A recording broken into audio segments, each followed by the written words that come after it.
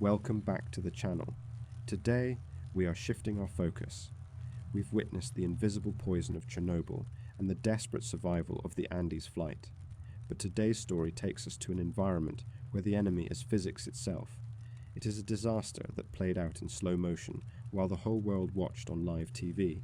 Yet few truly understand what happened in the silence of the ninth compartment after the cameras turned away.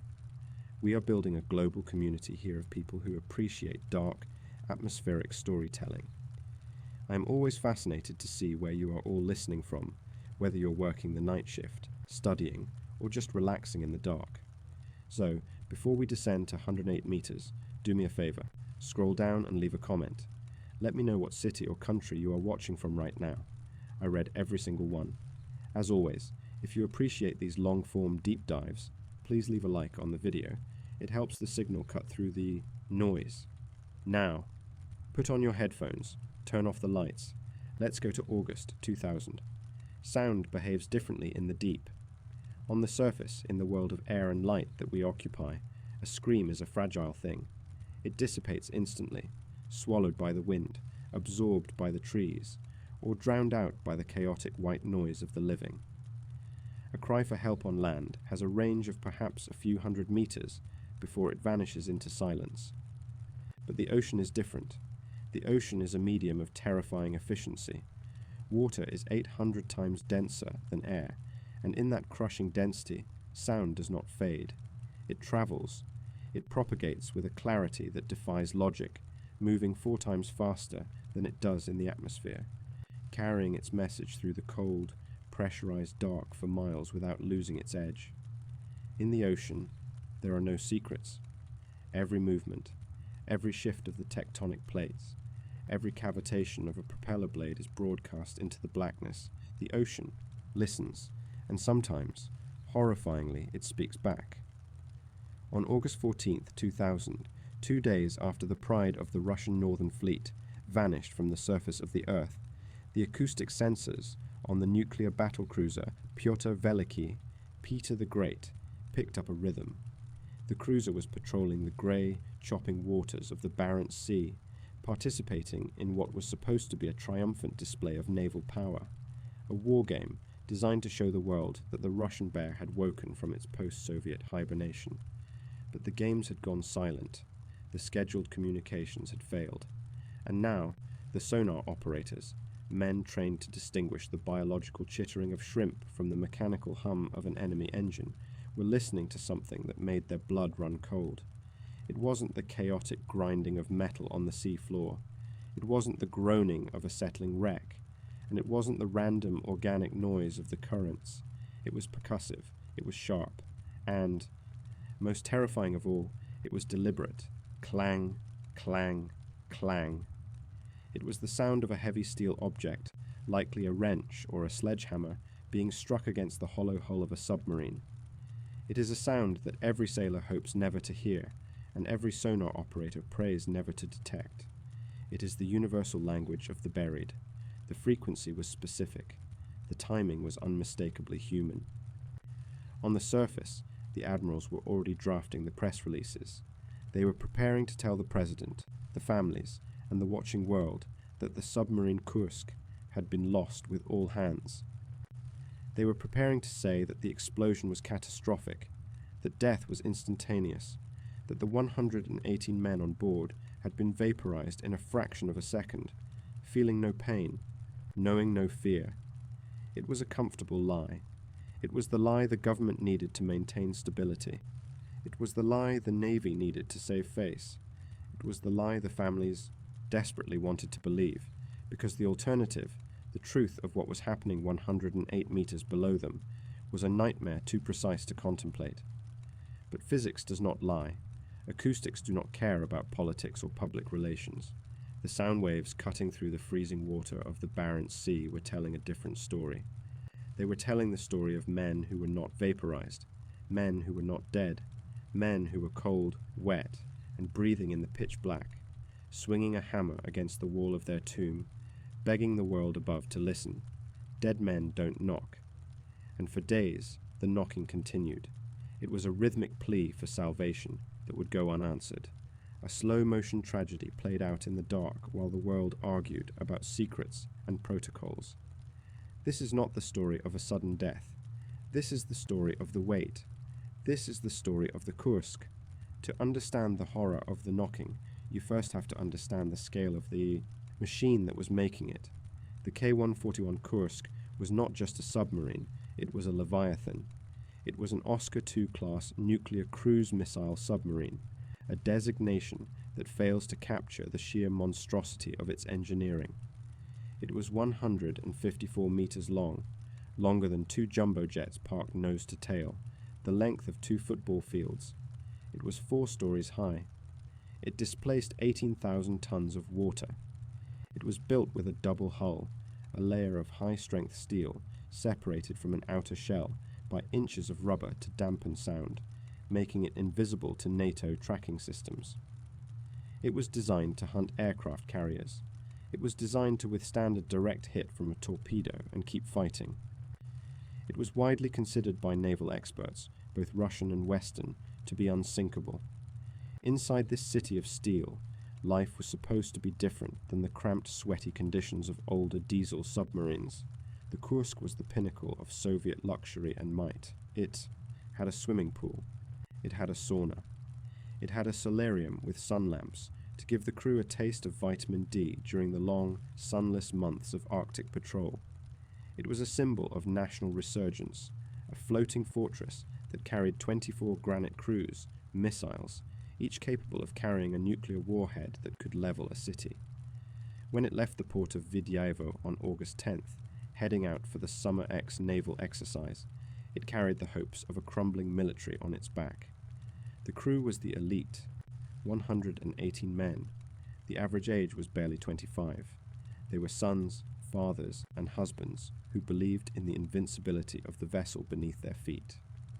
They had no reason to suspect that the greatest threat to their lives wasn't an American hunter-killer sub or a rogue mine, but a single faulty weld on a practice weapon sitting in the torpedo room. The Barents Sea is a cruel place to die. It is a shallow shelf of the Arctic Ocean, a stretch of water known for its violent storms and bone-chilling temperatures. But the tragedy of the Kursk is that it didn't happen in the abyssal depths. This wasn't the Marianas Trench. The submarine didn't vanish into an endless void where recovery was physically impossible. When the Kursk hit the bottom, it settled at a depth of only 108 meters. To put that in perspective, the submarine itself was 154 meters long. If you could have picked the Kursk up and stood it vertically on its tail, the nose would have stuck 40 meters out of the water. They were so close to the air. They were so close to the sun. In the clear waters of the Caribbean, divers freedive to that depth on a single breath. Sunlight can penetrate that deep. From the surface, looking down, the water is a murky, impenetrable grey. But from the bottom, looking up, you can almost sense the sky. This proximity is what transforms the disaster from a mechanical accident into a psychological torture. The survivors weren't lost in outer space. They were just right there, just beneath the waves, close enough to be heard, close enough to be found, but separated by a barrier of water and steel that might as well have been 1,000,000 miles thick. The official timeline of the disaster is sterile. It lists times and seismic magnitudes. It notes that at 11:28 a.m. local time, a seismic event of magnitude 1.5 was registered. 2 minutes and 15 seconds later, a second event, magnitude 4.2, rocked the sensors as far away as Alaska. The data suggests a catastrophe, but data is clean. Data doesn't scream. The reality of those 2 minutes is a chaotic descent into hell that shattered the illusion of the unsinkable ship. The first explosion was a chemical reaction, a leak of volatile fuel that blew the torpedo room doors off their hinges. It was violent, yes, but survivable for the ship. The Kursk was tough. It could have taken that hit. But the fire that followed was hotter than the surface of the sun in localized bursts. It cooked the other warheads. It triggered a chain reaction that detonated 5 to 7 torpedoes simultaneously. The second explosion wasn't just a bomb. It was an earthquake. The force ripped through the reinforced steel bulkheads, like wet tissue paper. It sent a shockwave, travelling at thousands of meters per second through the length of the ship, twisting massive steel girders, incinerating the command center, and shattering the internal skeleton of the vessel. The water rushed in, not as a flood, but as a solid wall, a hydraulic hammer moving with enough force to crush a human body instantly. For the men in the first 5 compartments, there was no time to process what was happening. There was no time to be afraid. The physics of the explosion moved faster than their nerve impulses could carry the signal of pain to their brains. They were gone before they knew they were dying. But the Kursk was long, and the shock wave lost energy as it tore through the ship. By the time it reached the reactor compartment, the reinforced walls held. The nuclear reactors, sensing the catastrophe, slammed their control rods home, shutting down the power to prevent a meltdown. The lights flickered and died. The hum of the ventilation stopped. The ship, now heavy with thousands of tons of water in its nose, tilted forward and began its slow, silent glide to the bottom. It hit the seabed with a dull thud that reverberated through the hull, kicking up a massive cloud of silt that enveloped the wreck in a blinding fog. And then, silence. In the back of the ship, in the tail section, the world had turned upside down. The men in compartments 6, 7, 8, and 9 had survived the blast. They had been tossed around like dolls, bruised, battered, and deafened, but they were alive. The emergency lights bathed the corridors in a sickly, dim glow. The air was already beginning to smell of ozone, smoke, and hydraulic fluid. In the chaos, training took over. Survival instinct kicked in. They knew that the front of the ship was gone. They knew the reactors were dead. They knew their only chance was the escape hatch in the 9th compartment. One by one, they began to move. Sailors from the turbine room, officers from the reactor control. They all scrambled towards the stern, moving away from the water, away from the death that was creeping up the ship. They climbed through the twisted wreckage, sealing bulkheads behind them, buying time with every heavy steel wheel they turned. They gathered in the 9th compartment. It was a small room, designed to be the emergency escape airlock. It was the last refuge. 23 men squeezed into a space meant for half that number. The air was getting thin. The temperature was dropping rapidly as the freezing ocean water outside cooled the hull. They were alive. But as they looked at the escape hatch above them, and the pressure gauge that told them the grim reality of the water, pushing down on top of it, the realization began to set in. They weren't going anywhere. This is the moment where the story shifts. It stops being an action movie about explosions and sinking ships, and it becomes a chamber drama of agonizing intimacy. The 23 men in the dark didn't panic. They didn't turn on each other. They took roll call. They assessed their resources. They found water. They found the emergency oxygen generating cartridges, chemical canisters that release oxygen when burned, but are notoriously dangerous if they touch oil. And they found a pen and paper. Captain Lieutenant Dmitry Kolesnikov, the highest-ranking officer among the survivors, took charge. In the flickering light, shivering from the cold that was now seeping into their bones, he began to write. He didn't write a report for the Admiralty. He didn't write a technical analysis of the torpedo failure. He wrote a letter to his wife. He wrote a list of the men who were with him. He created a record of their existence, a proof of life that would serve as the only witness to their final hours. And while he wrote, others grabbed whatever metal tools they could find, a wrench, a hammer, a piece of pipe, and they moved to the side of the hull. They knew the procedure. They knew the SOS code. 3 short, 3 long, 3 short. They swung the hammer. The sound rang out through the double hull, passing through the rubber anechoic coating, and punched into the open ocean. It travelled up, through the murky thermocline layers, reaching out towards the surface where the sun was still shining. They knocked. They waited. They listened for the answering ping of a sonar, the sound of a rescue submersible latching onto the hatch. They knocked again. They knocked until their arms were tired and the air grew too foul to exert themselves. They knocked because they believed that someone was coming. They knocked because they were the sailors of the Northern Fleet, and they had been told that their country would never abandon them. They didn't know that above them the ocean was empty. They didn't know that the rescue vessels were still in port. They didn't know that their government was currently refusing offers of help from the British and Norwegian navies because they were afraid of spies seeing their broken submarine. They didn't know that they were already ghosts. All they knew was the cold, the dark, and the rhythm of the hammer against the steel. Clang, clang, clang. Chapter 2. The City Beneath the Sea. To truly grasp the magnitude of the tragedy that was about to unfold, one must first come to terms with the sheer physical reality of the vessel itself. In the popular imagination, submarines are often conceived as cramped, claustrophobic tubes, narrow steel pipes smelling of diesel and recycled sweat, where men sleep in hot bunks and navigate spaces so tight that shoulders brush against valves and pipes with every step.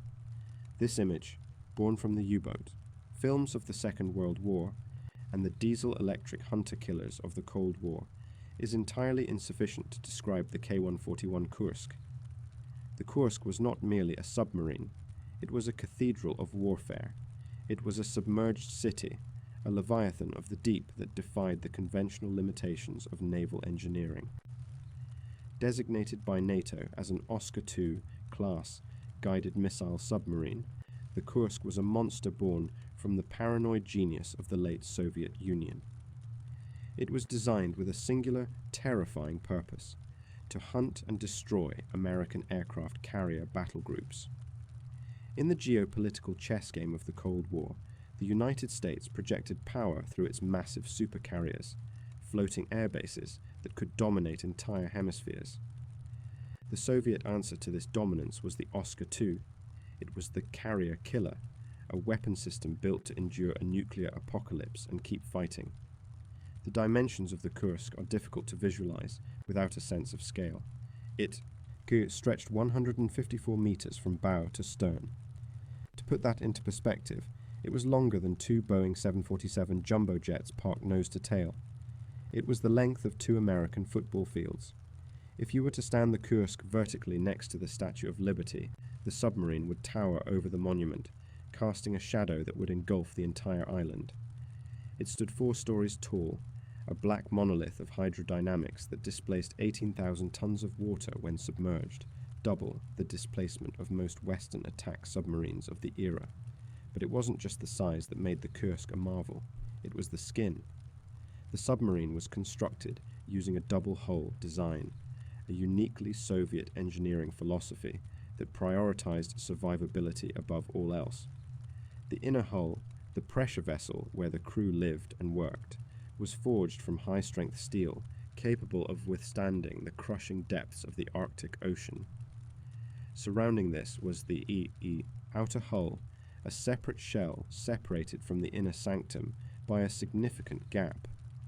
This gap was filled with water, equipment, and structural ribs, acting as a massive shock absorber. A torpedo hitting the side of the Kursk would have to punch through the outer steel, traverse the water gap, and then penetrate the inner pressure hull to cause a catastrophic breach. It was armor plating on a nautical scale. Furthermore, this outer skin was coated in a thick layer of specialized rubber tiles known as necoic coating. These tiles were designed to absorb sonar waves rather than reflect them, making this 18,000-ton giant appear as nothing more than a ghost or a glitch on the screens of enemy trackers. To the hydrophones of NATO surveillance vessels, the Kursk was a black hole in the ocean noise, a silent predator that could slip through the sensory nets of the North Atlantic unnoticed. Inside, the K-141 was a stark departure from the grim austerity of its predecessors. It was the jewel of the Northern Fleet, and it treated its sailors accordingly. The immense volume between the hulls allowed for amenities that were unheard of in the silent service. The Kursk boasted a relaxation zone that included a small gymnasium where men could lift weights to counteract the atrophy of long deployments. It had a solarium bathed in ultraviolet light to keep the crew's immune systems functioning during months of sunless Arctic patrol. It even had a small swimming pool and a sauna, a touch of Russian luxury deep beneath the ice. The living quarters were spacious. The air scrubbers were state-of-the-art. and the food was the best the Navy could provide. To serve on the Kursk was not a punishment. It was the highest honor available to a Russian submariner. It was the assignment everyone wanted. By the summer of 2000, the Kursk had become something more than just a warship.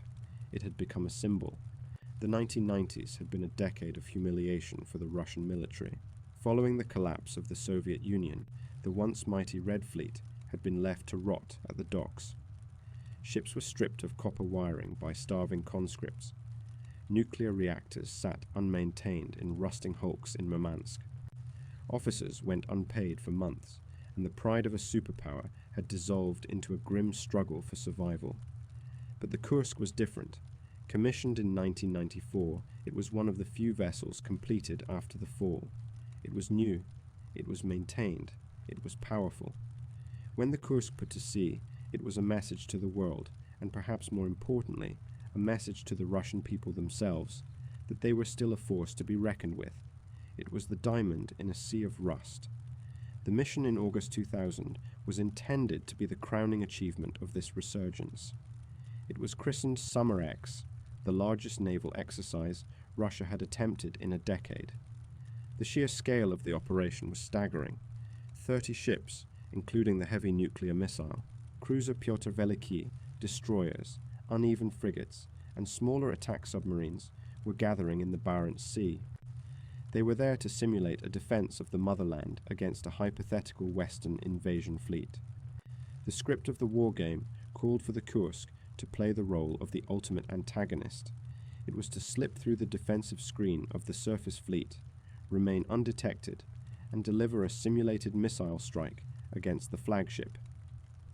The weapon the Kursk carried for this purpose was the P-700 Granite, known in the West by the ominous NATO reporting name, Shipwreck. These were not mere missiles. They were autonomous drones of destruction. Weighing 7 tons each, the Granites were designed to be fired in swarms. Once airborne, they would communicate with each other, sharing target data. One missile would climb high to act as a scout, locating the enemy carrier group, while the others flew sea-skimming profiles to stay below radar. If the scout was shot down, another missile from the swarm would automatically pop up to take its place. They were terrifyingly intelligent, supersonic, and virtually unstoppable. The Kursk carried 24 of them in massive launch tubes lining its sides, flanking the pressure hull like a row of steel ribs. But on this training mission, the Granites were not the only weapons on board. To practice close-quarters defense, the Kursk was also loaded with torpedoes. In the nose of the submarine, in the first compartment, lay the torpedo room, a space filled with machinery, hydraulic lifts, and racks of green-painted death.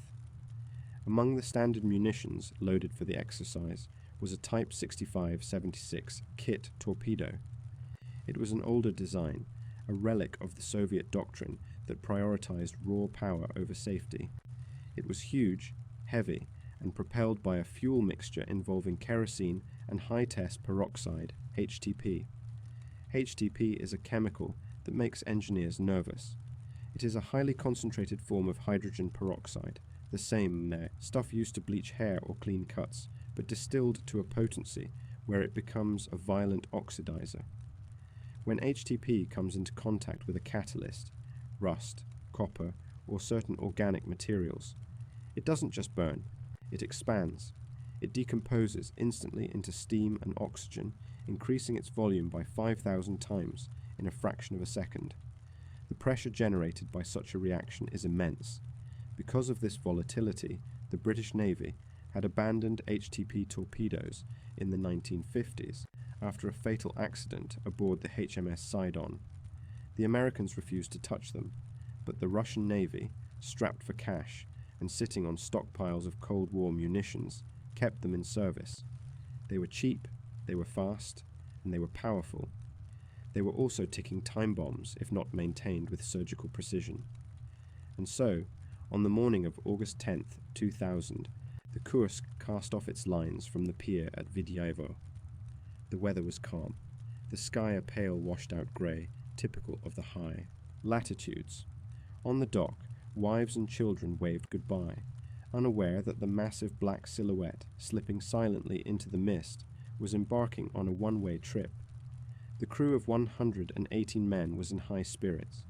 They were the best of the best, sailing the most advanced ship in the fleet, heading into a war game that would prove to the world that Russia had returned. They moved north, past the fjords and the rocky outcrops of the Kola Peninsula, and descended into the Barents Sea. As the vents opened and the ballast tanks flooded, the 18,000 tons of steel slipped beneath the surface, vanishing from the world of light. The city beneath the sea was now in its element, prowling the shallow shelf of the Arctic, invisible, powerful, and seemingly invincible. But deep inside the nose of the ship, inside a torpedo tube that hadn't been properly inspected, a microscopic chemical reaction was beginning. A seal was degrading. A drop of liquid was weeping from a hairline crack. The countdown had already begun, ticking away in the silence of the deep, unnoticed by the men who were busy piloting their indestructible fortress toward its doom. The stage was set, the actors were in place, and the physics of disaster were waiting patiently for their moment to strike. Chapter 3: The War Games. To understand why the death of the Kursk was not merely a tragedy but a geopolitical earthquake, one must first understand the stage upon which the disaster was set. The Barents Sea is not simply a body of water. In the lexicon of naval warfare, it is a bastion. It is a fortress of ice and grey water, a sanctuary where the Soviet Union, and later the Russian Federation, hid its nuclear deterrent from the prying eyes of the West. It is a place where the continental shelf extends like a protective arm, creating shallow, difficult waters that are a nightmare for sonar operators and a playground for submarine captains. For 50 years, this patch of the Arctic Ocean was the silent front line of the Cold War, a chessboard where steel leviathans stalked one another in a game of cat and mouse that carried the stakes of human extinction. But by the summer of 2000, the board had changed. The Soviet Union had collapsed a decade prior, imploding under the weight of its own economic stagnation and political sclerosis. The 1990s had been a decade of profound national humiliation for Russia. The once feared Red Army had disintegrated into a chaotic collection of unpaid conscripts and rusting equipment. The Navy, the projection of global power, had suffered the worst. Ships that had once terrified NATO admirals were left to rot at their moorings in Murmansk and Severomorsk, their hulls bleeding rust into the pristine Arctic waters, their reactors cooling, their crews demoralized and destitute. The West looked at Russia and saw a corpse. They saw a failed state, a gas station masquerading as a country, a bear that had lost its teeth and its claws. The naval exercise of August 2000 was designed to shatter that perception. It was christened Summer X, but to the admirals of the Northern Fleet and the newly inaugurated President Vladimir Putin, it was more than just training. It was a resurrection. It was the largest naval maneuver Russia had attempted since the fall of the Berlin Wall. The sheer scale of the operation was a deliberate message sent directly to Washington and London. We are still here. We are still dangerous. The fleet that assembled in the Barents Sea on that fateful weekend was an armada of defiance. 30 surface vessels churned the water into a white froth. There were destroyers, frigates, minesweepers, and support tankers. Leading them was the flagship, the Pyotr Veliki, Peter the Great. This was a Kirov-class battlecruiser, the largest surface combatant warship in the world that was not an aircraft carrier. It was a nuclear-powered giant, bristling with radars and missiles, a floating city designed to coordinate the destruction of entire fleets. It was the king on the chessboard, and lurking beneath the surface, moving in the three-dimensional silence of the deep, were the Knights and the Rooks, 5 submarines, led by the Kursk. The script for the war game was classic Cold War theatre. The surface fleet, led by the Peter the Great, would play the role of the defenders, a blue force simulating a Western carrier battle group, encroaching on Russian territorial waters. Their mission was to protect the motherland, to create an impenetrable wall of steel and sensor nets. The Kursk, operating as the Red Force, was the aggressor. It was the lone wolf. Its mission was to penetrate that defensive screen, to slip past the destroyers and the frigates, to evade the sonar dragnets, and to deliver a simulated fatal blow to the flagship. It was a scenario that the Kursk had been built for. It was the apex predator being released into its natural habitat to hunt. The atmosphere on the morning of Saturday, August 12th, was tense but professional. The weather was surprisingly cooperative for the Arctic. Calm seas, light winds, and good visibility. On the bridge of the Peter the Great, admirals in crisp uniforms peered through binoculars, scanning the horizon. Below decks, in the combat information centers, hundreds of young sailors stared at glowing radar screens and sonar waterfalls, watching for the telltale signs of the enemy. They knew the Kursk was out there. They knew it was coming. But the terrifying capability of the Oscar II class was its stealth. Despite its size, the Kursk could move with the quiet grace of a shark. The game was simple. Could the surface fleet find the sub before the sub killed them? But the Russians were not the only ones playing the game that day. The Barents Sea has always been a crowded house. The United States and Great Britain had never stopped watching. Even in the chaos of the 90s, the West kept a vigilant eye on the Northern Fleet, tracking the comings and goings of ballistic missile submarines. Intelligence reports had alerted NATO to the massive exercise. They knew the Russians were putting on a show, and they wanted a front-row seat. Lurking on the periphery of the exercise zone, utilizing the acoustic shadows of the ocean floor to hide, were two American submarines, the USS Memphis and the USS Toledo. These Los Angeles-class hunter-killers were there to gather electronic intelligence, to record the sonar signatures of the Russian ships, and to observe the readiness of their old adversaries. The presence of these foreign guests added a layer of dangerous friction to the exercise. The Russian commanders knew they were being watched. They could feel the eyes of the Americans on them. It turned the exercise into a double-blind performance. They were practicing war against each other, while simultaneously trying to hide their true capabilities from the real enemy listening in the dark. This, in proximity, 3 nuclear-powered submarines operating in a relatively confined box of water, all running quiet, all listening, created a hydroacoustic environment of extreme complexity. The ocean was alive with noise, the thrashing of propellers, the active pings of sonar, the biological noise of whales, and the phantom echoes of steel moving through water. It was a chaotic soup of sound where a single misinterpretation could lead to disaster. For the crew of the Kursk, however, the morning of August 12th began with the routine discipline of the silent service. The submarine had performed flawlessly the previous day, successfully launching a Granite cruise missile armed with a dummy warhead that had acquired its target with terrifying precision. The mood on board was buoyant. Captain First Rank Gennady Lyashin, a bearded, imposing man who was beloved by his crew, had reported to Fleet Command that the ship was in excellent condition. They had proven the Kursk's claws were sharp. Now, they had to prove its stealth. The schedule for Saturday morning called for the final act of the exercise. Between 11:30 a.m. and 1:30 p.m., the Kursk was scheduled to fire 2 practice torpedoes at the Peter the Great. These were not live weapons. They carried no explosives. Instead, they were equipped with sensors to record the hit. But firing a torpedo is a violent event, even in practice. It requires the precise coordination of the entire ship.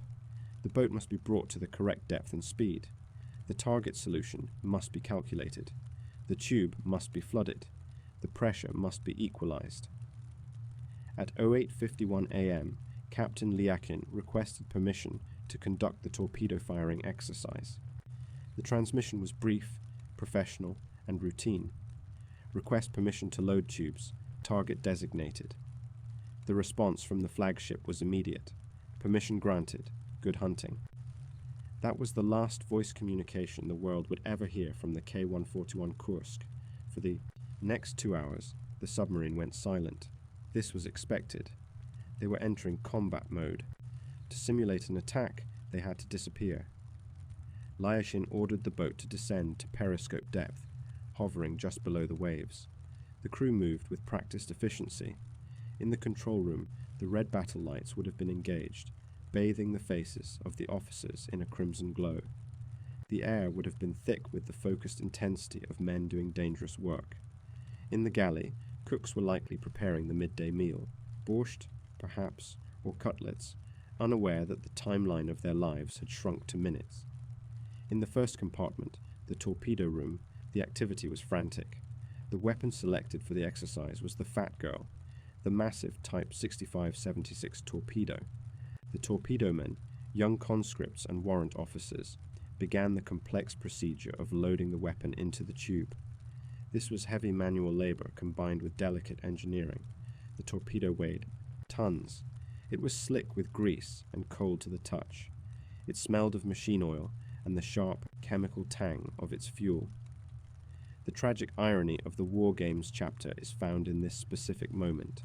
The entire purpose of the exercise was to demonstrate strength. The Kursk was there to show that Russia had mastered the art of war. The admirals on the Peter the Great were waiting to be impressed. The American spies on the Memphis and Toledo were waiting to be intimidated. The world was watching the Northern Fleet flex its muscles. But the true enemy was not the Americans. It was not the NATO alliance. It was not even the difficulty of the ocean. The true enemy was internal. It was the legacy of the 1990s, the years of neglect, the corners cut, the budget slashed. The Kursk was a shiny new wrapper on a military infrastructure that was rotting from the inside out. The torpedo they were loading was an old design, welding using cheap materials, maintained by underpaid technicians. The war game was a simulation of a high-tech future, but it was being fought with the dangerous relics of the past. As the clock ticked toward 11:28 a.m., the Peter the Great continued its patrol, its hydrophones listening for the telltale whoosh of a practice torpedo launch. The sailors on the deck enjoyed the crisp Arctic air. The sea was calm. The sun was trying to break through the high, thin clouds. It was a beautiful day for a war game. On the Kursk, the loading procedure was nearing completion. The inner door of the torpedo tube was secured. The flooding sequence began. The chemical components of the fuel sat inside the casing, separated by rubber seals that had degraded over years of storage. The stage was perfectly set. The actors had hit their marks. The audience was seated. The grand demonstration of Russian power was about to reach its climax. But instead of a display of might, the Barents Sea was about to witness a demonstration of physics. The war game was over. This reality was about to begin. The silence of the deep was not a strategic advantage anymore. It was the quiet before the annihilation. The pride of the fleet was not hunting, it was dissolving. And in the final seconds before 11:28, as the microscopic crack in the torpedo casing finally gave way, the 118 men on board moved from being soldiers in a simulation to victims in a tragedy that would freeze the world's blood. Chapter 4. The Fat Girl In. The lexicon of the Russian Navy, objects of destruction are often given affectionate, almost human nicknames. The sailors of the Northern Fleet, men who lived their lives in close proximity to the machinery of death, had a tendency to humanize the weapons they served. It was a coping mechanism, a way to domesticate the terrifying power that slept in the racks next to their bunks. And in the first compartment of the K-141 Kursk, the largest and most temperamental of these sleeping giants was known as Tolstaya Devushka, the Fat Girl. Her official designation was the Type 6576 Kit, whale.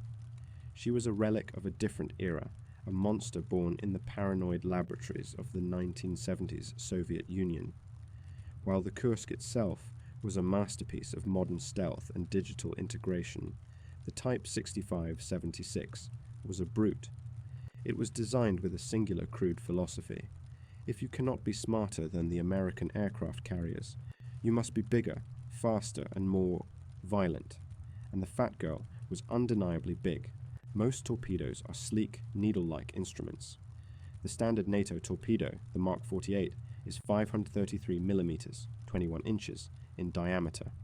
The Type 6576 was a massive 650 mm, 26 inches, wide. It was over 11 meters long. It weighed nearly 5 tons. To look at it sitting in the rack was to look at a piece of industrial architecture rather than a missile. It dominated the torpedo room, a grey, greasy cylinder of steel that required heavy hydraulic chains and the sweat of half a dozen men to move. But it wasn't the size of the torpedo that made seasoned engineers nervous. It was the blood that ran through its veins. To propel a 5-ton weapon through the water at speeds capable of catching a nuclear carrier, speeds approaching 50 knots, batteries were not enough. Traditional electric motors were too heavy and too weak.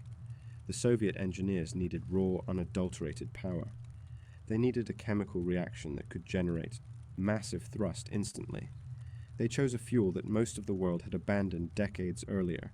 High-test peroxide, HTP, is a substance that occupies a strange, terrifying middle ground between a fuel and an explosive. Chemically, it is hydrogen peroxide, the same innocent liquid found in brown bottles in medicine cabinets across the world, used to clean scraped knees and bleach hair. But in a medicine cabinet, the concentration is perhaps 3%. The rest is water. Inside the fuel tank of the Fat Girl, the concentration was closer to 85 or 98%. At this level of purity, hydrogen peroxide ceases to be a disinfectant. It becomes a starving molecular beast. It is an oxidizer of extreme violence. It desperately wants to return to a stable state, and to do so, it needs to get rid of an oxygen atom. All it requires is an excuse, a catalyst. That catalyst can be almost anything: a speck of dust, a drop of oil, a bit of rust, silver or copper. When HTP touches a catalyst, it doesn't burn in the traditional sense. It decomposes. The reaction is 2H, 2O cut 2, or right arrow, 2H cut 2O, plus O put 2, plus, untext, heat NOS. This formula looks dry on a chalkboard, but in the physical world it is catastrophic. The liquid instantly transforms into superheated steam and pure oxygen gas. The expansion ratio is 5,000 to 1. A single thimble of liquid becomes 5,000 thimbles of expanding gas in the blink of an eye. In a controlled engine, like the propulsion system of the torpedo, this gas is channeled through a turbine to spin the propellers with incredible force. It allows the torpedo to sprint through the ocean without leaving a wake of exhaust bubbles, making it wakeless and nearly impossible to dodge. However, the Western navies, the British and the Americans, had learned the hard lesson of HTP long ago. In 1955, the British submarine HMS Sidon sank in harbour when an HTP torpedo known as the Fancy exploded in the tube. The Royal Navy declared the fuel too volatile to handle. They prioritised safety over speed. They switched to safer, albeit slower, fuels. Better to be slow than dead was the NATO doctrine. The Soviet Union and later Russia made a different calculation. They were the underdogs. They were surrounded. They needed the speed. They needed the range. And so they kept the HTP torpedoes. They convinced themselves that with rigorous maintenance, strict protocols, and disciplined crews, the Fat Girl could be tamed. They believed that the danger could be managed by procedure, but by August 2000, procedure in the Russian Navy was a concept that had been eroded by a decade of poverty. The torpedo that was loaded into tube number 4 on the Kursk was not a factory-fresh weapon. It was an older model, manufactured in 1990. For 10 years, it had been sitting in storage, moved from warehouse to warehouse, subjected to the humidity and temperature fluctuations of the Arctic coast. Crucially, the casing of the torpedo was not a single seamless piece of metal. It was welded, and the welding on this particular batch of torpedoes was cheap.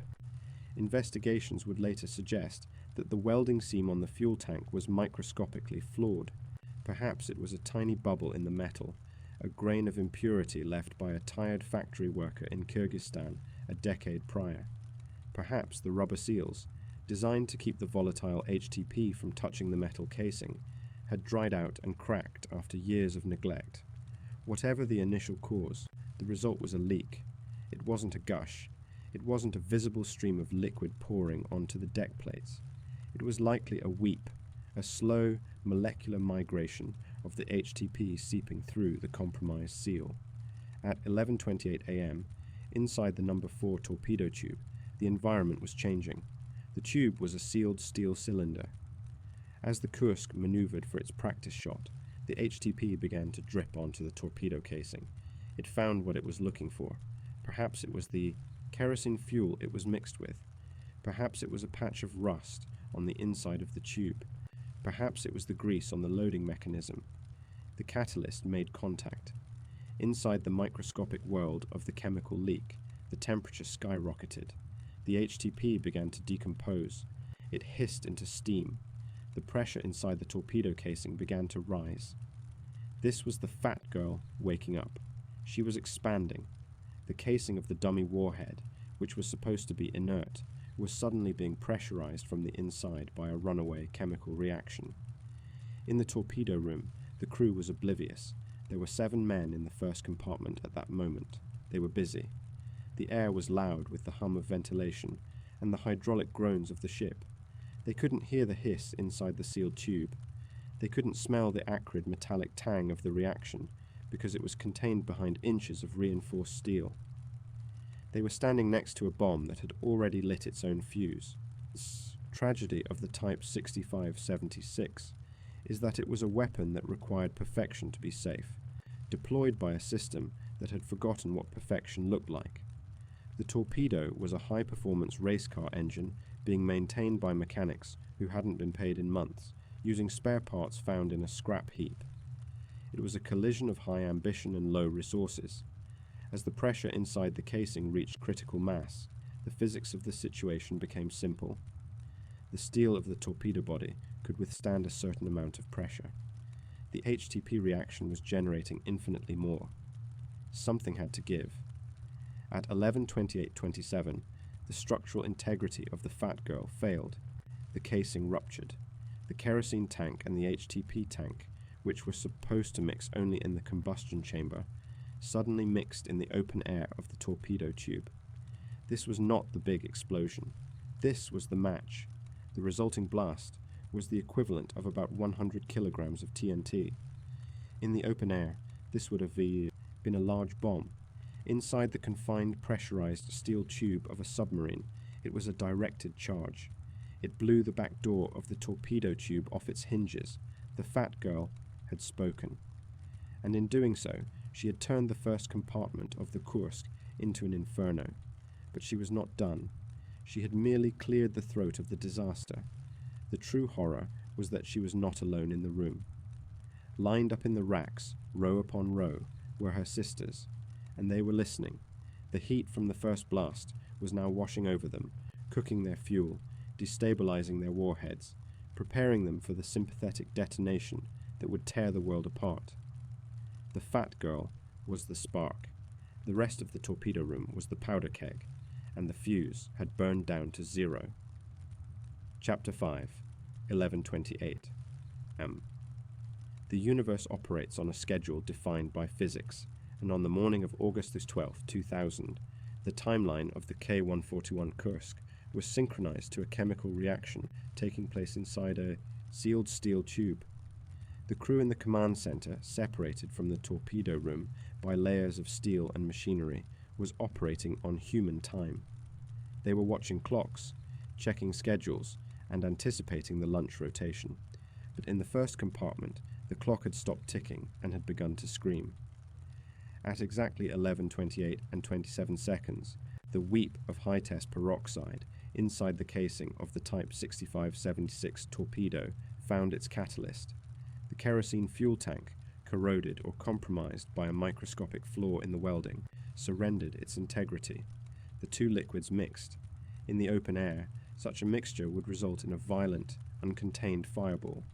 But inside the thick, reinforced steel barrel of the torpedo tube, the reaction was something far more sinister. It was a directed energy event. The expansion of gas was instantaneous and exponential, a pressure spike that defied the structural limits of the material world. The casing of the torpedo shattered. This was the first event. It was not the apocalypse, not yet. The energy released was equivalent to roughly 100 kilograms of TNT. In the context of modern naval warfare, this is a significant but survivable detonation. If it had happened outside the hull, in the open water, the Kursk might have shuddered, taken damage, and limped home. But it happened inside. The force of the blast had nowhere to go but out. It blew the heavy inner door of the torpedo tube off its hinges, turning a piece of steel weighing hundreds of pounds into a supersonic projectile that ricocheted through the compartment like a pinball in a machine made of flesh and bone. The men in the first compartment, the torpedo men, the warrant officers, the sailors preparing the weapon, never stood a chance. They were not killed by the fire or the drowning that would come later. They were dismantled by the overpressure.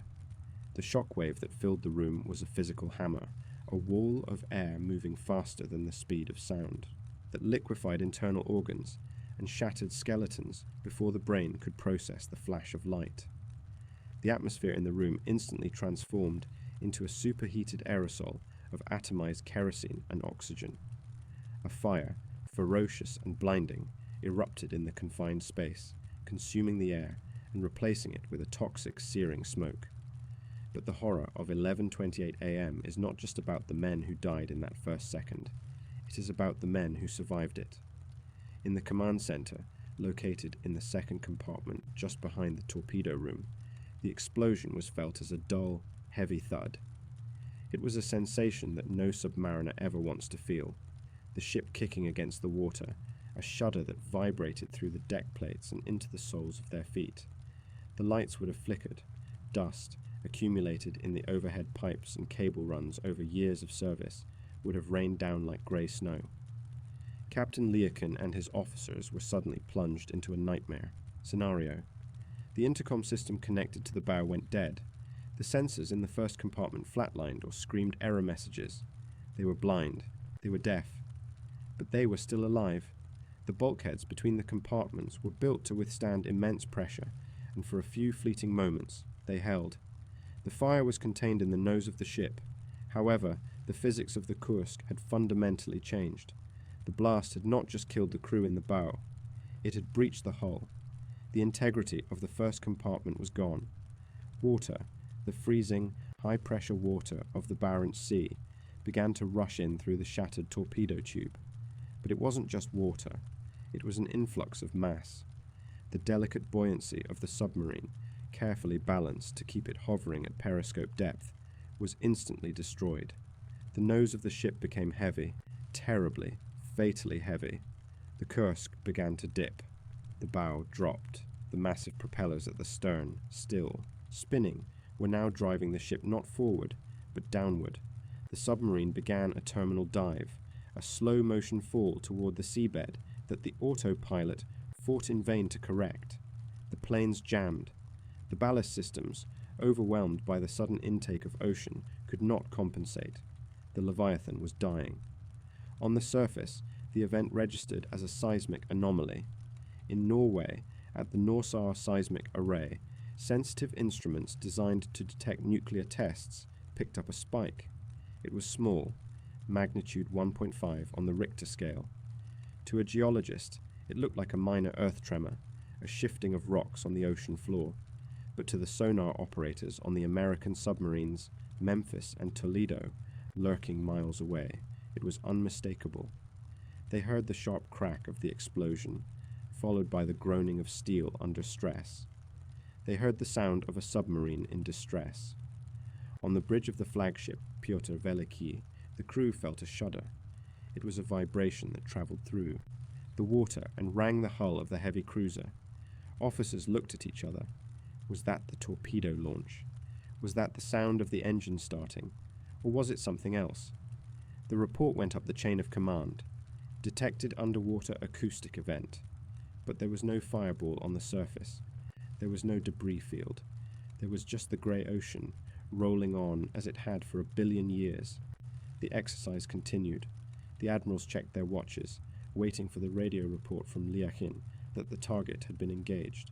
They didn't know that the man they were waiting to hear from was currently fighting for his life in a ship that was tilting 20 degrees down, sliding into the dark. Inside the Kursk, the time between 11:28:27 and 11:30:42 became a distinct, agonizing era. It is a period of 135 seconds, 2 minutes and 15 seconds. In our daily lives, this is nothing. It is the time it takes to brew a cup of coffee. It is the length of a commercial break. But on the submarine, it was an eternity. This period is known as the interregnum. It is the gap between the injury and the death.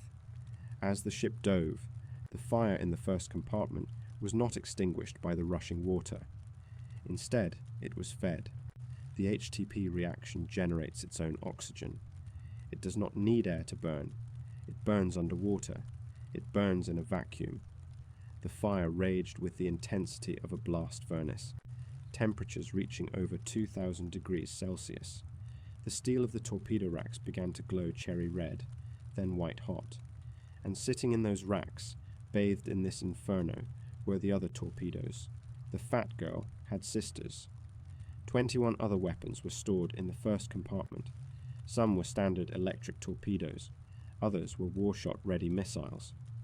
As the temperature in the room climbed past the melting point of steel, the warheads of these weapons began to cook, the explosives inside them highly stable military-grade compounds. Designed to be safe during transport, were being subjected to heat they were never meant to endure. Their chemical bonds were vibrating, stretching, reaching the breaking point. In the second compartment, the command crew must have realized the severity of the situation. The angle of the deck was steepening.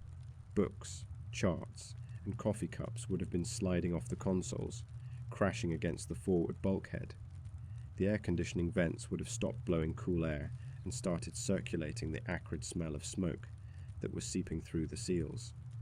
Liachin would have been shouting orders, trying to blow the emergency ballast tanks, trying to surface the boat. Emergency surface, all back full. But the ship was too heavy. The laws of buoyancy had been revoked. The Kursk was a stone. This is the true horror of the first event. It wasn't the end. It was the warning. It was the moment when the crew realized that the unsinkable ship was fallible. For 135 seconds, they were alive to process their own doom. They could feel the heat rising through the bulkhead.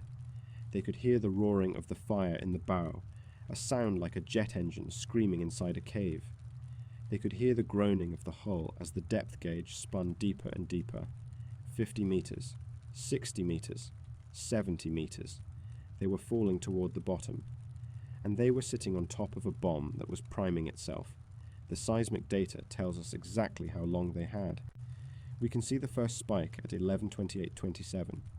And then there is a flat line, a pause, a silence on the graph that represents the desperate struggle of 118 men trying to save their ship.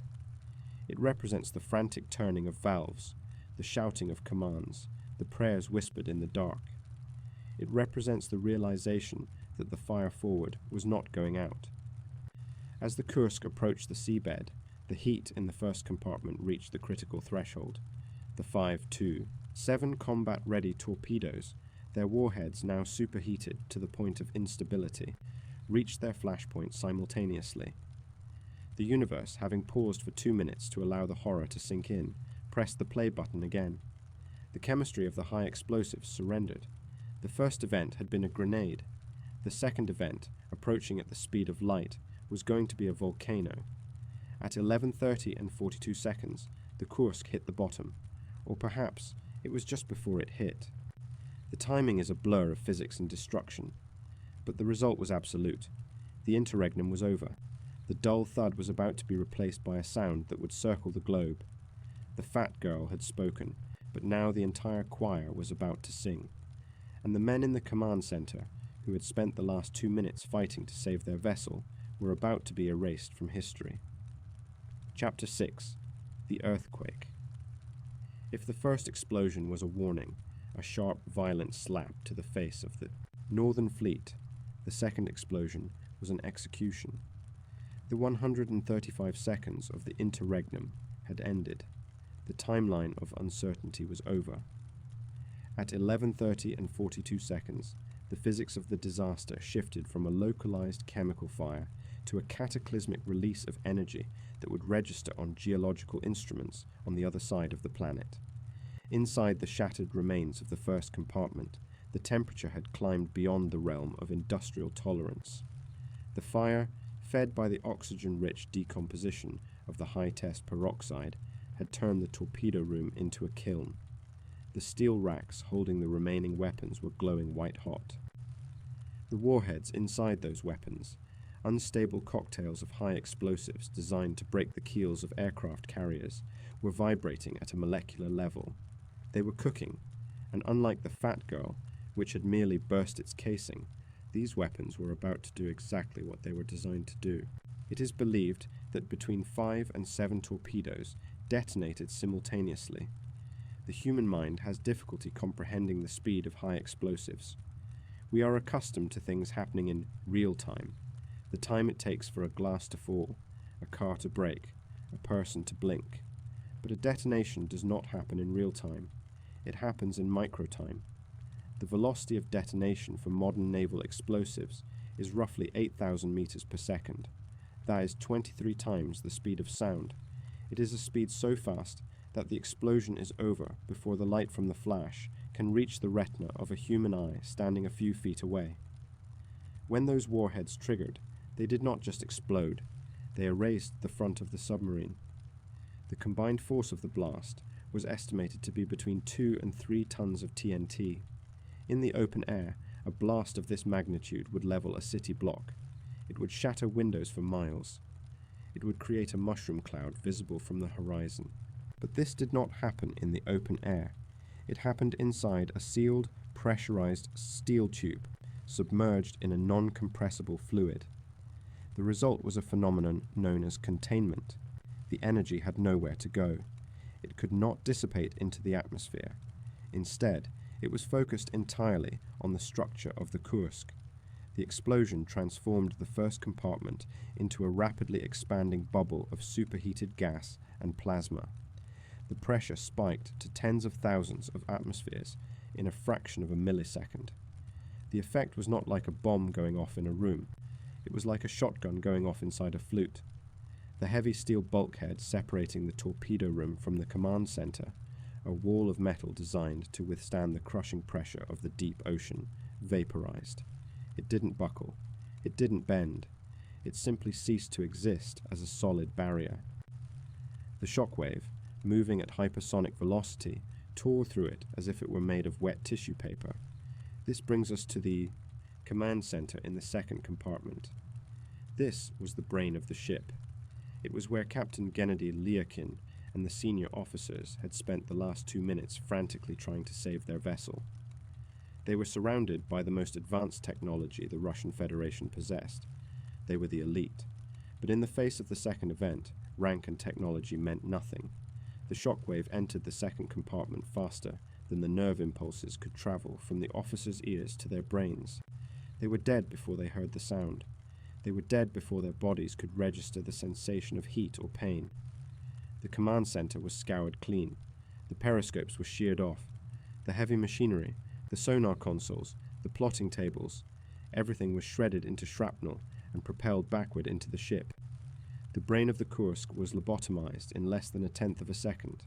But the horror of the second event was not limited to the blast wave alone. It was the water. When the nose of the submarine was blown open, the ocean rushed in. But it didn't rush in like a flooding river. It rushed in like a solid piston. The water, driven by the immense pressure of the explosion and the depth, entered the breach at hundreds of miles per hour. It acted as a hydraulic ram. This massive plug of water hammered through the wreckage of the first and second compartments, pushing the debris and the air ahead of it. This created a secondary compression wave, an air hammer. As the water piston drove backward, it compressed the air in the remaining compartments until the air itself became a weapon. The bulkhead separating the second and third compartments failed. Then, the third and fourth. The destruction moved down the length of the ship like a domino effect of annihilation. In the third compartment, which housed the radio room and the electronic warfare suites, the crew would have been obliterated instantly by the debris from the command center slamming into them. In the fourth compartment, the living quarters, the city beneath the sea, was turned into a twisted junkyard. The gym, the sauna, the officers' mess, all of it was crushed, twisted, and filled with the freezing, violent sludge of the Barents Sea. The shockwave continued its journey aft. It hit the fifth and fifth best compartments. This was the energy heart of the ship, the nuclear reactors.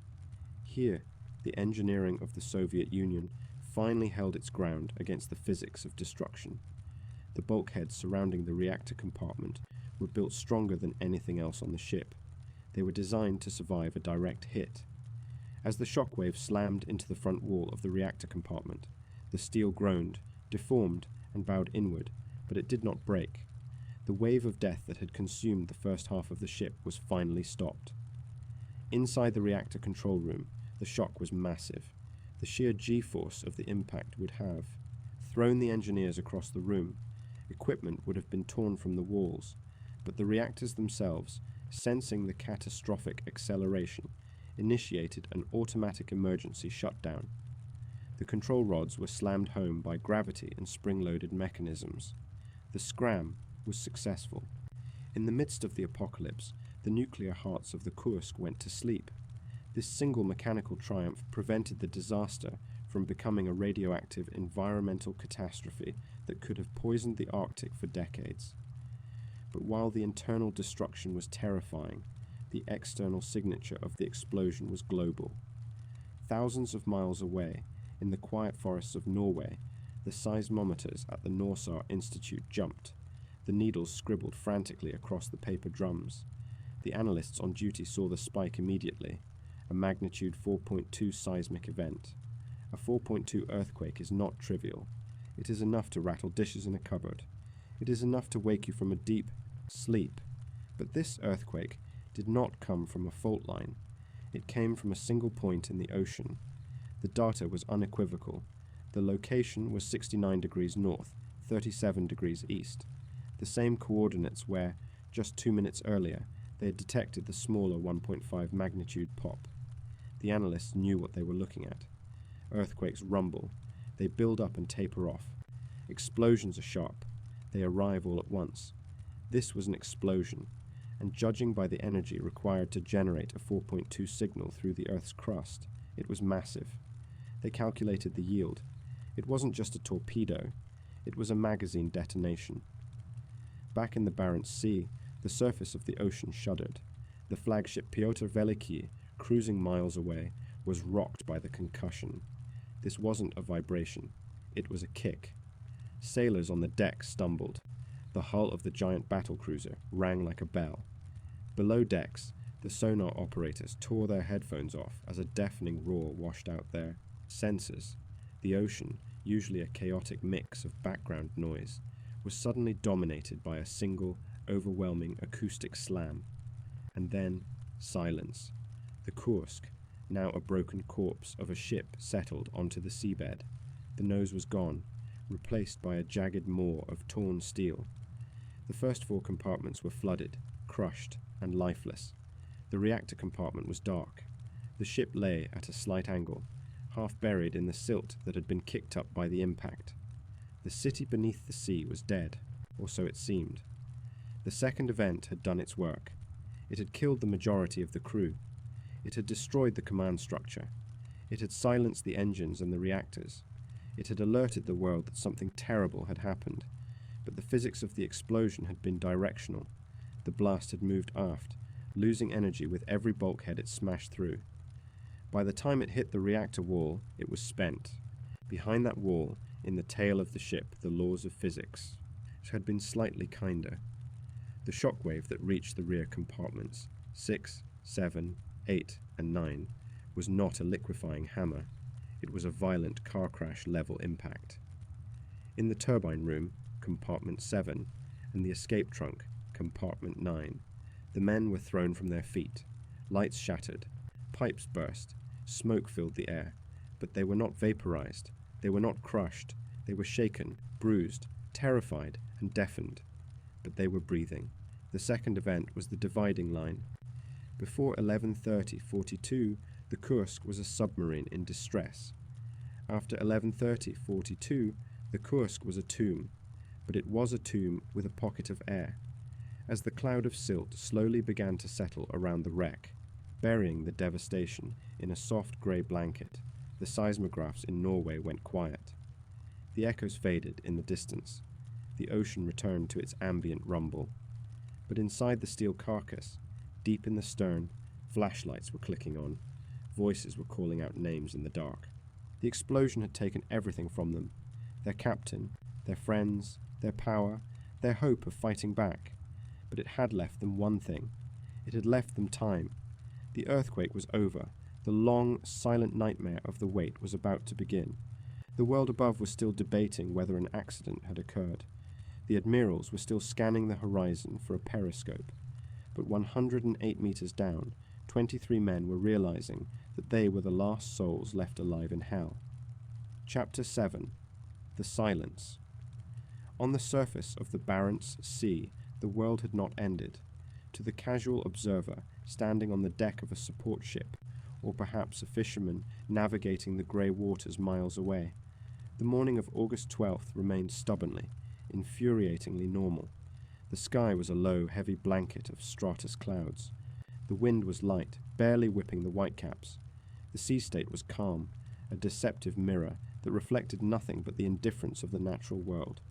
Physics had just torn a hole in the universe 100 meters down, releasing enough energy to register on seismographs halfway around the globe, yet the interface between the ocean and the air remained unbroken. There was no geyser of water. There was no mushroom cloud. There was no oil slick spreading like a black bruise, at least not yet. There was only silence, but it was not a peaceful silence. It was a silence defined by what was missing. It was a negative space in the electromagnetic spectrum, a void where there should have been data, reports, and the reassuring chatter of military competence. At 11:30:42, the exact moment the Kursk ceased to exist as a fighting vessel, the flagship Pyotr Veliky was cruising roughly 30 miles away. The nuclear battlecruiser, the largest surface combatant on Earth, was the nerve center of the exercise.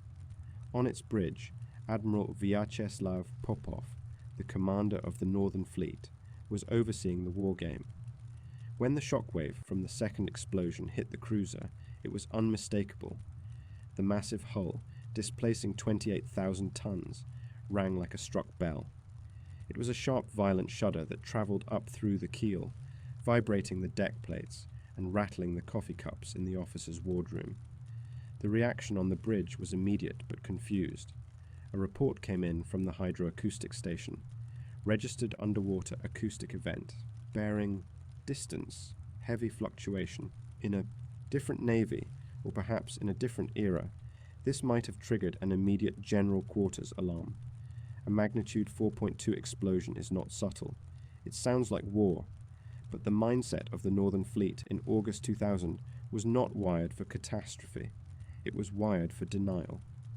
The psychology of the Russian military at the turn of the millennium was a complex tapestry of pride, fear, and rigid adherence to the script. The script said that the Kursk was firing a practice torpedo. The script said that the exercise was a success. The script did not account for the unthinkable. Admiral Popov, standing on the bridge, reportedly felt the shudder. He turned to his officers. One suggested it might be the submarine blowing its tanks violently.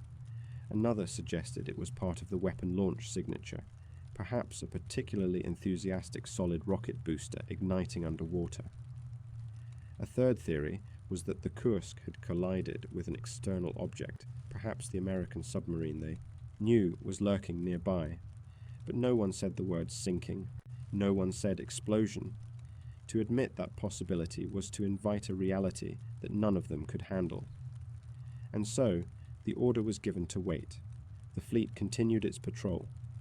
The admiral returned to his observation post. The shudder was noted in the log, but it was not flagged as an emergency. It was treated as an anomaly, a glitch in the simulation.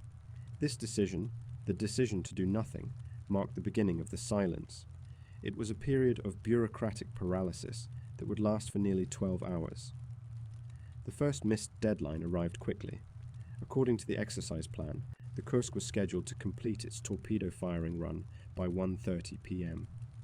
At that time, Captain Liakin was supposed to surface, or at least come to periscope depth, and radio the flagship. Target engaged. Exercise complete. 1:30 p.m. came and went. The radio channels remained filled with static. On the Pyotr Veliki, the communications, officers sat at their consoles, headsets pressed to their ears, listening to the white noise. They adjusted the gain. They switched frequencies. They checked the backup channels. Nothing. Just the hiss of the ionosphere and the crackle of cosmic background radiation. The check-in time passed. In the rigid hierarchy of naval command, a missed check-in is a serious infraction, but it is not necessarily a disaster. Submarines are, by their very nature, elusive. Perhaps Liakin had found a hole in the water layers and was staying deep to evade detection for extra credit. Perhaps his radio antenna was malfunctioning. Perhaps he was maintaining radio silence to simulate a combat evasion profile. There were a dozen excuses available to the admirals, and they seized upon every one of them rather than face the truth. The minutes turned into hours. The sun began its slow, low arc across the Arctic sky. Below the surface, the Kursk was already a tomb. The fires in the bow were likely dying down as the water flooded the compartments, cooling the twisted steel. The silt was settling. In the 9th compartment, the 23 survivors were beginning their long, cold wait, likely wondering why they couldn't hear the screws of rescue ships buzzing overhead. They didn't know that above them, the fleet was still sailing in circles, pretending that everything was fine. By 5 p.m., the silence had shifted from annoying to ominous. This was the deadline for the Kursk to surface and report its position before the fleet turned back towards Severomorsk. The exercise was officially winding down. Helicopters were landing on the cruisers. The debriefing sessions were being scheduled, but there was still no sign of the submarine. Commander Popov and his staff began to feel the cold creep of panic. They started sending active signals. K-141, report position. K-141, acknowledge. The active sonar of the surface ships began to ping the ocean. Ping, ping, ping. The sound waves traveled down, bouncing off the thermoclayers, searching for the 18,000-ton hull. But the ocean is vast, and the Barents Sea is acoustically messy. The bottom is rocky and scarred. A silent submarine sitting on the seabed looks remarkably like a rock to a sonar operator who isn't sure what he is looking for. Or perhaps they did get returns, strange distorted echoes from a location where there shouldn't have been a submarine, and dismissed them as seabed anomalies. It wasn't until late that evening, around 11:30 p.m., a full 12 hours after the explosion, that the Northern Fleet officially declared an emergency. 12 hours. Half a day had been wasted. Half a day where the survivors had oxygen, heat, and hope. Half a day where rescue ships could have been mobilized. Half a day where the British and Norwegian navies, who had detected the seismic spikes instantly, could have been alerted and dispatched. But the silence was not just radio silence. It was political silence. The Russian Naval Command was paralyzed by a fear of the Kremlin. To report a lost submarine is to report a failure of the state. It is to admit that the resurgence of the Russian military was a sham. No admiral wanted to be the one to pick up the red phone and tell Moscow that the pride of the fleet was missing, and so they waited. They hoped that the Kursk would suddenly pop up on the horizon, Liakin apologizing for a broken radio, and the nightmare would evaporate. They were bargaining with physics. They were hoping that if they ignored the silence long enough, it would go away. While the admirals paced the bridge of the Pyotr Veliki, a different kind of silence was descending on the town of Vidyaevo. This was the home base of the Kursk. It was a closed city, a collection of grey concrete apartment blocks carved out of the tundra, existing solely to support the submarine flotilla. In Vidyayevo, the wives knew. They didn't need a radio report. They didn't need a seismograph. They knew because the submarine telephone, the informal network of gossip and intuition that runs through every Navy town, was already ringing. Rumors were flying. The fleet is acting strange. Why haven't they radioed? Why are the helicopters taking off again? The silence in the apartments of Vidyayevo was heavy. Women sat by their phones, staring at them, willing them to ring. Children played on the floor, sensing the tension in their mothers' shoulders. The silence here was the suffocating pressure of the unknown. It was the silence of a kitchen where a place is set for dinner for a man who is currently 100 meters underwater, breathing air that is slowly turning into poison. This chapter of the story is the most infuriating because it is the chapter of human failure. The explosion was physics. It was a mechanical accident. The delay was a choice. The system was designed to protect secrets, not lives. The priority was to secure the perimeter, to control the narrative, to prevent the West from knowing that the carrier killer had killed itself. The active pinging continued into the night, desperate pulses of sound reaching down into the dark. Ping, down in the 9th compartment. Did they hear it? Sound travels well in water. If the surface ships were close enough, the survivors might have heard the ping of active sonar. To a trapped submariner, that sound is the voice of God. It means we see you. It means help is coming. Imagine the cruelty of that sound. Hearing the fleet searching for you, hearing the pings wash over the hull, and then nothing. No rescue vehicle latching on, no divers knocking back. Just the pings, continuing their search pattern, drifting away as the ships moved to a different sector, because they simply didn't believe the Kursk could be where it actually was. The sun dipped below the horizon, bathing the Arctic in a twilight gloom. The Barents Sea turned black. The silence on the radio frequencies became absolute. Finally, just before midnight, the denial broke. Admiral Popov sent the report to Moscow. The Kursk was declared lost. But even then, the lie continued. The official statement was not, "The submarine has exploded." The official statement was that the Kursk had technical difficulties and had descended to the ocean floor. They used soft language.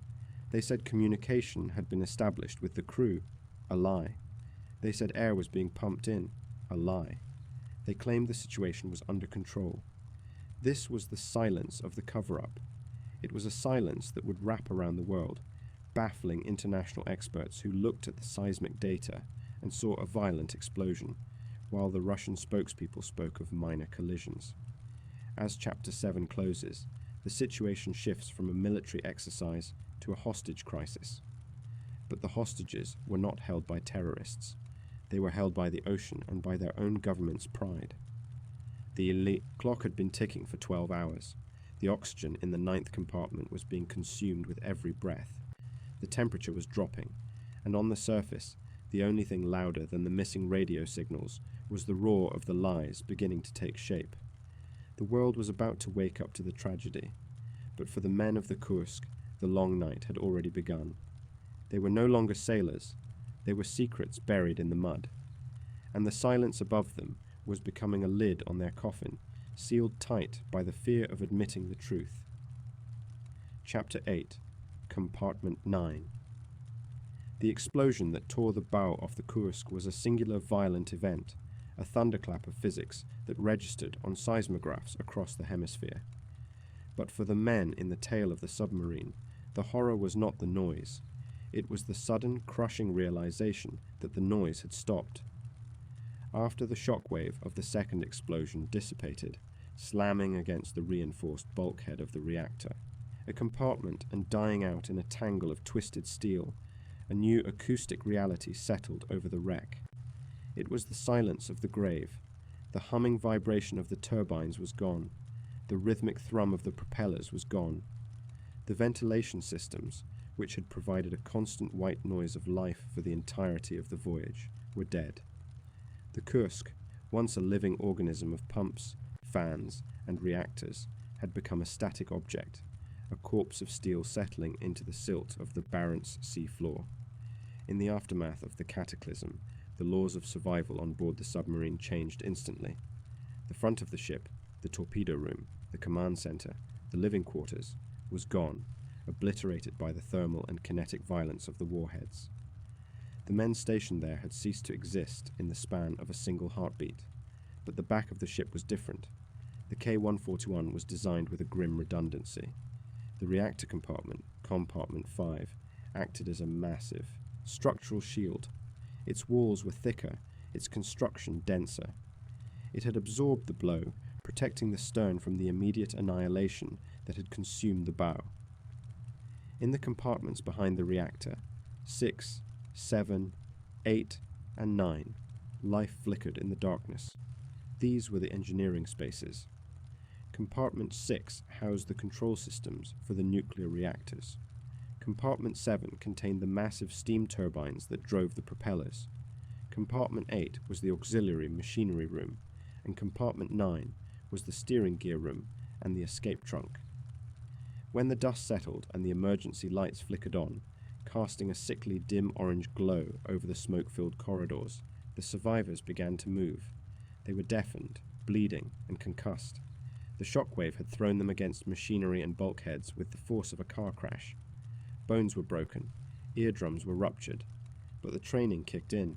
The instinct of the submariner is not to run, but to seal. In the reactor control room, the officers had already performed the most important act of their lives. They had ensured the reactors were shut down. They checked the rods. They checked the radiation sensors. Then, realizing the air was becoming toxic with smoke and that the ship was dead, they moved aft. They moved away from the devastation. They moved toward the only hope they had left. The migration was slow and painful. Men stumbled through the tilted corridors. The ship had settled on the bottom with a list, and the floor was now a slippery angled slope covered in oil, debris, and shattered glass. From Compartment 6, they climbed through the circular hatch into Compartment 7, from 7 into 8, and finally into 9. They were retreating. They were falling back to the safe zone. Compartment 9 is the tail of the Scorpion. It is the very end of the submarine. Physically, it is not a large space.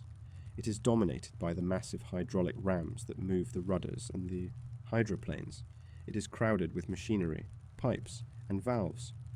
But it holds the most precious piece of equipment on a sunken submarine, the aft escape trunk. This is a vertical steel tube that leads up through the double hull to the open ocean. It is the exit door. As the survivors tumbled into the room, the crowd grew. First came the men who were already stationed there, the mechanics and electricians of the stern watch. Then came the refugees from the turbine room. Then the officers from the reactor room. They counted heads. There were 23 of them. 23 men out of a crew of 118. They were a mix of ranks and ages. There was Captain Lieutenant Dmitry Kolesnikov, a 27-year-old officer with a calm demeanor and a sharp mind. There was Captain Lieutenant Rashid Aryapov. There were warrant officers, midshipmen and sailors who had been in the Navy for less than a year. They were the lucky ones, or so they thought. Once everyone was inside, the heavy steel wheel of the bulkhead door was spun shut. The dogs latched. The seal was compressed. With that action, they severed their connection to the rest of the ship. They locked out the water that was slowly flooding the forward compartments. They locked out the radiation, should the reactors eventually fail. But they also locked themselves in. The atmosphere inside Compartment 9 was heavy with the smell of disaster. It is a specific scent, known to those who work with heavy machinery and high voltage. It is the smell of ozone from fried electrical circuits, the cloying sweetness of hydraulic fluid, the sharp tang of burnt insulation, and the metallic taste of adrenaline. The air was already starting to cool. The reactors were the beating heart of the ship, providing not just power, but heat. With the reactors dead, the submarine was quickly becoming the same temperature as the surrounding ocean, 4 degrees Celsius. The emergency lights were battery-powered. They would not last forever. The darkness was already gathering in the corners of the room, a physical weight pressing in on the men. In this claustrophobic steel box, barely large enough for 23 men to stand, let alone sit or sleep, a hierarchy emerged. Panic is the enemy of survival. In a sealed environment, oxygen is currency, and panic burns it too fast. Dmitry Kolesnikov took charge. He was the senior officer in the compartment, and by all accounts, he embodied the stoic discipline of the service. He began the roll call. It was a ritual of confirmation, a way of proving that they were still individuals, not just ghosts in a wreck. He pulled a piece of paper from a notebook, perhaps a maintenance log, perhaps a personal diary, and he began to write. 1. Kovalev, V. 2. Danica, V. 3. Slonimsky, O. He wrote the names of the men in the turbine room. 1. Sadkov, R. 2. Kubikov, R. 3. Sobolev, R. He wrote the names of the men from the reactor compartment. He listed them all. 23 souls. He noted their ranks. He noted their condition. This list, written in the fading light with a steady hand, was not just a census. It was an act of defiance against the chaos. It was an assertion of order. We are here. We are accounted for. But as the initial adrenaline faded, the reality of their situation began to set in. They were trapped. The escape trunk, the reason they had gathered in compartment 9, was their primary hope. The plan was theoretical but sound. Put on thermal survival suits, climb into the trunk, pressurize it, open the outer hatch, and float to the surface. It was a procedure they had drilled, but drilling it in a simulator and doing it in a wrecked ship at 108 meters depth are two different things. We do not know exactly why they didn't leave immediately. Perhaps the trunk was damaged by the shockwave. Perhaps the pressure sensors indicated that the outer hatch was jammed by debris. Perhaps the water pressure at that depth was simply too high for the manual mechanisms to overcome without hydraulic assist. Or perhaps they made the calculation that the surface was too dangerous. To ascend from 100 meters without slow decompression is to risk the bends, embolisms, and death. Without a rescue ship waiting above to put them in a decompression chamber, a free ascent could be fatal. So they chose the alternative. They chose to wait. They knew the fleet was out there. They knew the Pyotr Velikiy was nearby. They assumed that the explosion had been heard, that the alarms were ringing, that the divers were already suiting up. They assumed the world was coming for them. They didn't know about the silence on the radio. They didn't know about the admirals debating in the wardroom. They didn't know they were political inconveniences. They settled in. The space was tight. To fit 23 men, they had to use every inch of available volume. Some sat on the cold steel deck plates, others perched on pipes and valve wheels. They were shoulder to shoulder, knee to knee. The physical intimacy was absolute. In the dark, you could hear the breathing of the man next to you. You could smell his fear, his sweat, his blood. The thermal management became the first crisis. The Kursk was losing heat rapidly. The steel hull was a massive heat sink, conducting the warmth of their bodies out into the infinite cold of the Arctic Ocean. The survivors put on whatever clothing they had, thick woolen submarine sweaters, thermal underwear, jackets. They huddled together for warmth, sharing body heat like animals in a burrow. Then came the issue of the air. A submarine is a sealed system. It requires machines to scrub carbon dioxide, CO2, from the air and add oxygen. Without power, the scrubbers were dead. The 23 men were exhaling poison with every breath. As CO2 builds up in a confined space, it acts as a narcotic. It makes you tired. It dulls the mind. Eventually, it kills you. To combat this, they found the emergency regeneration cartridges. These are chemical plates, usually containing potassium superoxide, that absorb CO2 and release oxygen when they react with the moisture in the air. They are lifesavers, but they are also dangerous. They are chemical fires waiting to happen. If they get wet with oil, they explode. If they are dropped into water, they react violently. The men hung the sheets carefully, watching them sway in the stagnant air. The silence of compartment 9 was not total. It was punctuated by the groaning of the ship. As the hull settled into the seabed, the steel cried out. Bolts sheared. Plates shifted. Every creak and pop echoed through the compartment, freezing the hearts of the men inside. Was the bulkhead holding? Was the water rising? And the water was rising. Even though they had sealed the door, the Kursk was not watertight. The shockwave had likely compromised seals and valves throughout the stern. Water was seeping into the bilge of compartment 9. It was oily, freezing, and black. It rose slowly, inch by inch, creeping up from the machinery spaces below the deck plates. It was a ticking clock, made of liquid. Kolesnikov and the other officers maintained discipline. They rationed the water bottles. They forbade unnecessary movement to conserve oxygen. They listened. They took turns at the hull. They found a heavy object, a hammer or a wrench, and they began to signal. SOS, SOS, SOS. They struck the steel ribs of the ship. The sound rang out, crisp and clear. They knew how sound travelled. They knew that if anyone was listening, they would hear it. They established a rhythm. They knocked, and then they stopped to listen for a response. Knock, knock, knock. Silence. Knock, knock, knock. Silence. This was the torture of compartment 9. It was not the fire that had consumed their shipmates in the bow. It was the hope. If they had died instantly, there would have been no suffering, but they were alive. They were thinking. They were remembering their families. Dmitry Kolesnikov thought of his wife, Olga. He had a photo of her in his pocket. He thought of the life they were supposed to have. As the hours dragged on, the definition of time began to blur. In the pitch blackness, relieved only by the dying glow of a flashlight or the chemical luminescence of a light stick, minutes stretched into hours. The cold seeped into their marrow. The CO2 began to cloud their thoughts. The bravado of survival began to wear thin, replaced by a creeping, icy dread. The 9th compartment had transformed. It was no longer a room in a warship. It was a sarcophagus.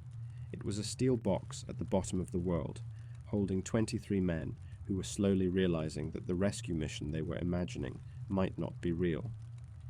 Kolesnikov pulled out his notebook again. The light was fading. His hands were numb from the cold. The handwriting, which had been neat and precise during the roll call, began to degrade. It became jagged, scrawled in the dark.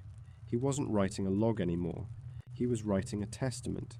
It's dark here to write, but I'll try by feel. He was documenting the end. He was leaving a breadcrumb trail for the future, a voice from the void that would eventually indict the silence of the surface. But in that moment, in the crushing dark of compartment 9, there was no audience. There was only the breathing of dying men, the drip of oily water, and the rhythmic, desperate clanging of a hammer against a wall that refused to open. The safe zone had become a trap, and the nightmare of the wait had truly begun. Chapter 9, 108, meters down. The measurement of depth is usually a sterile statistic. In the dry academic language of oceanography, 108 meters is classified as the epipelagic, or sunlight, zone. It is the shallowest layer of the ocean, a region where light can still penetrate, where photosynthesis occurs, and where the majority of marine life thrives. To a submarine designed to operate at crushed depths of 500 meters or more, sitting at 108 meters is technically akin to being parked in a driveway. It is shallow water.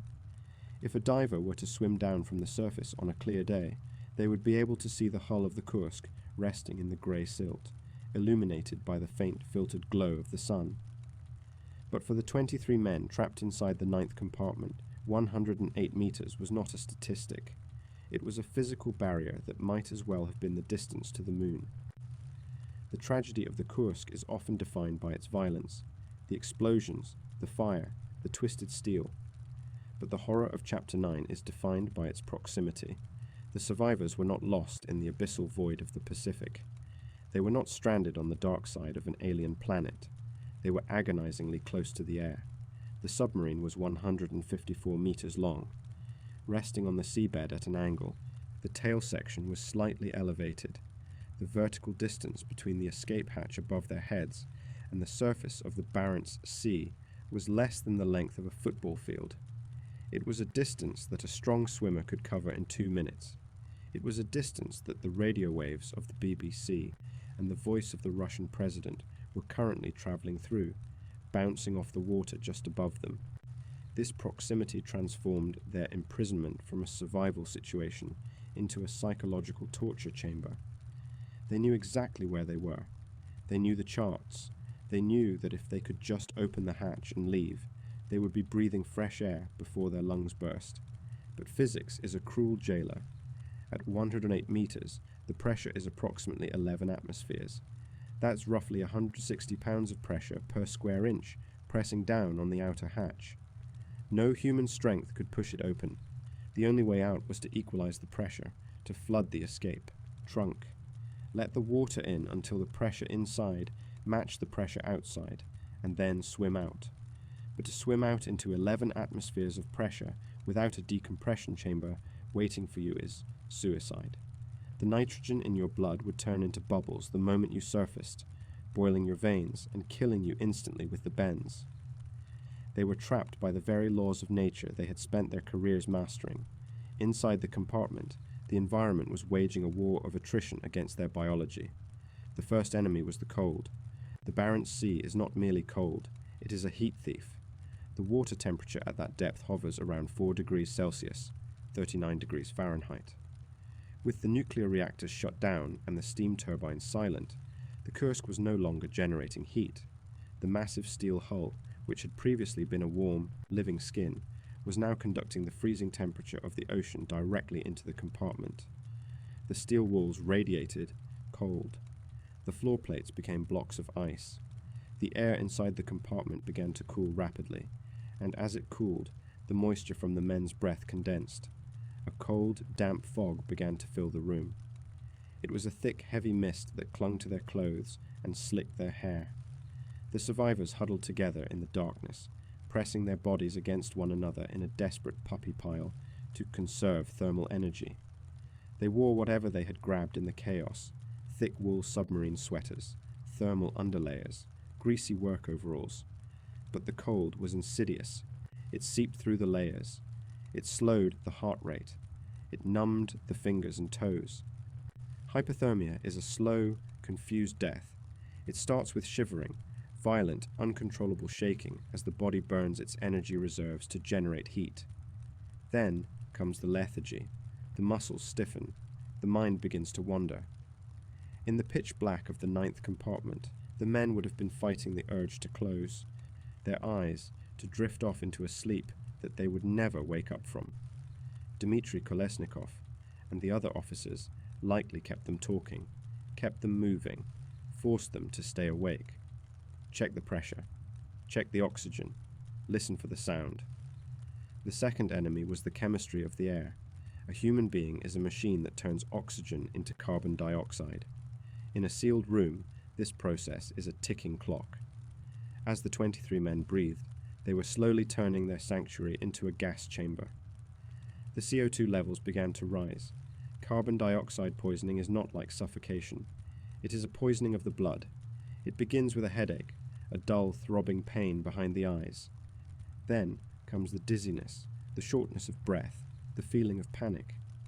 To combat this, they deployed the chemical regeneration plates. These were thin sheets of potassium superoxide, stored in metal canisters. When hung in the air, they absorb CO2 and release oxygen via a chemical reaction. They are the lifeline of a trapped submarine. But they are finicky, dangerous tools. The reaction generates heat.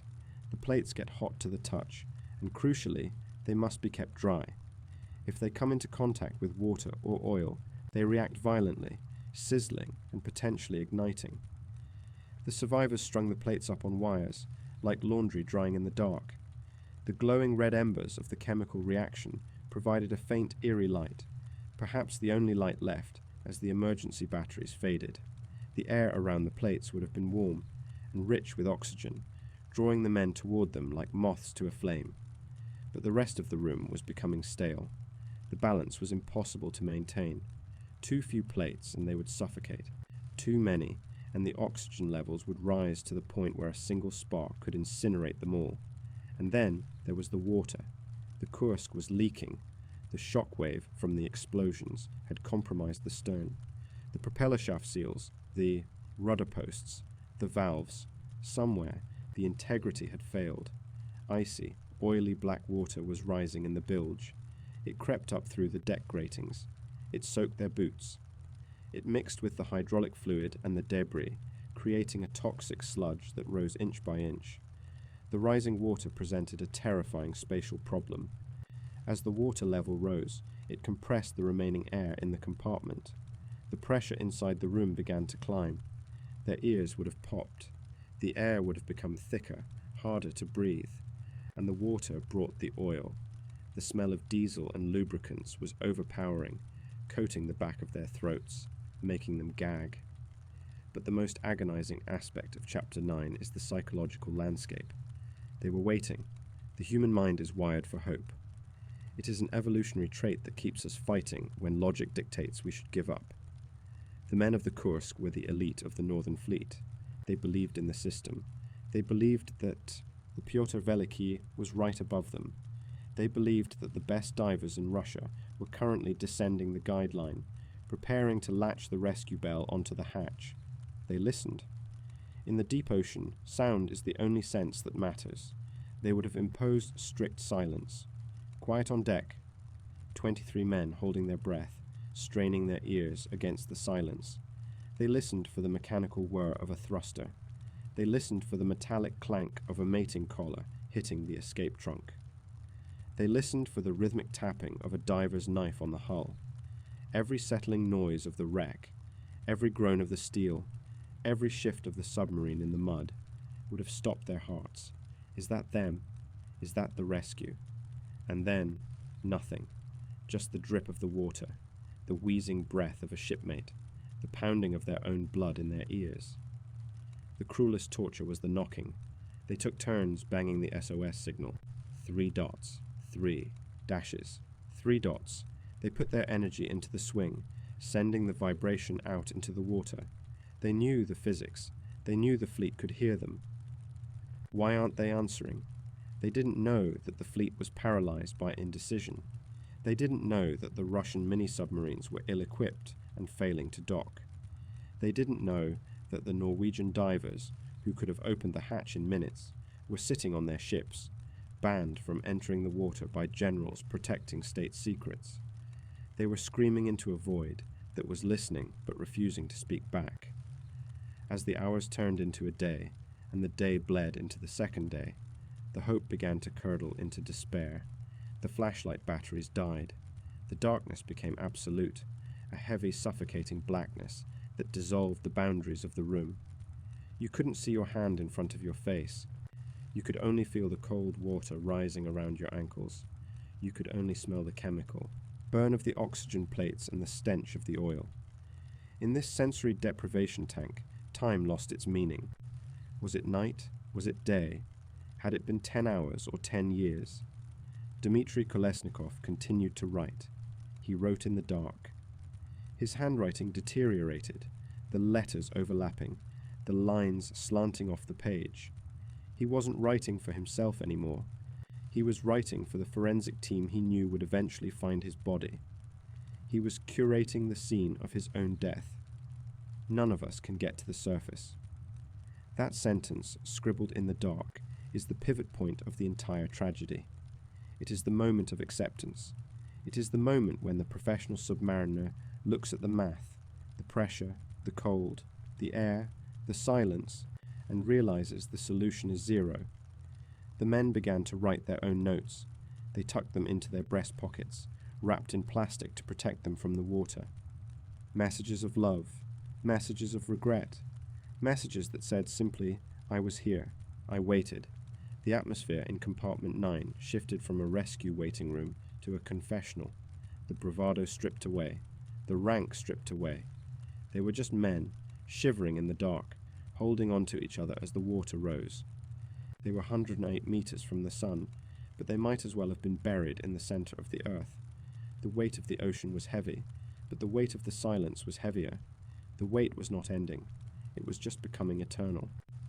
Chapter 10. The Politics of Death. While the 23 men in the 9th compartment were fighting a losing battle against physics, counting their breaths, rationing their chemical oxygen, and tapping out messages on the hull of their dying ship. A different kind of battle was being waged on the surface. It was not a battle of survival, but a battle of optics. It was not fought with hammers and wrenches, but with press releases, denials, and the cold, cynical calculus of reputation management. The tragedy of the Kursk is effectively two separate stories happening simultaneously.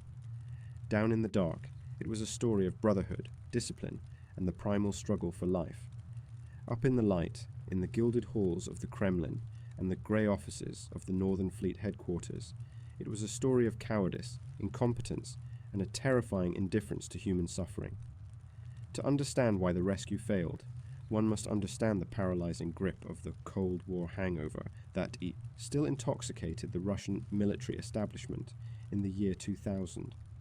The Soviet Union was dead, but its ghosts were still running the Navy. To an admiral raised in the paranoid shadow of the Iron Curtain, the idea of asking for help from the West, from NATO, the historic enemy, was anathema.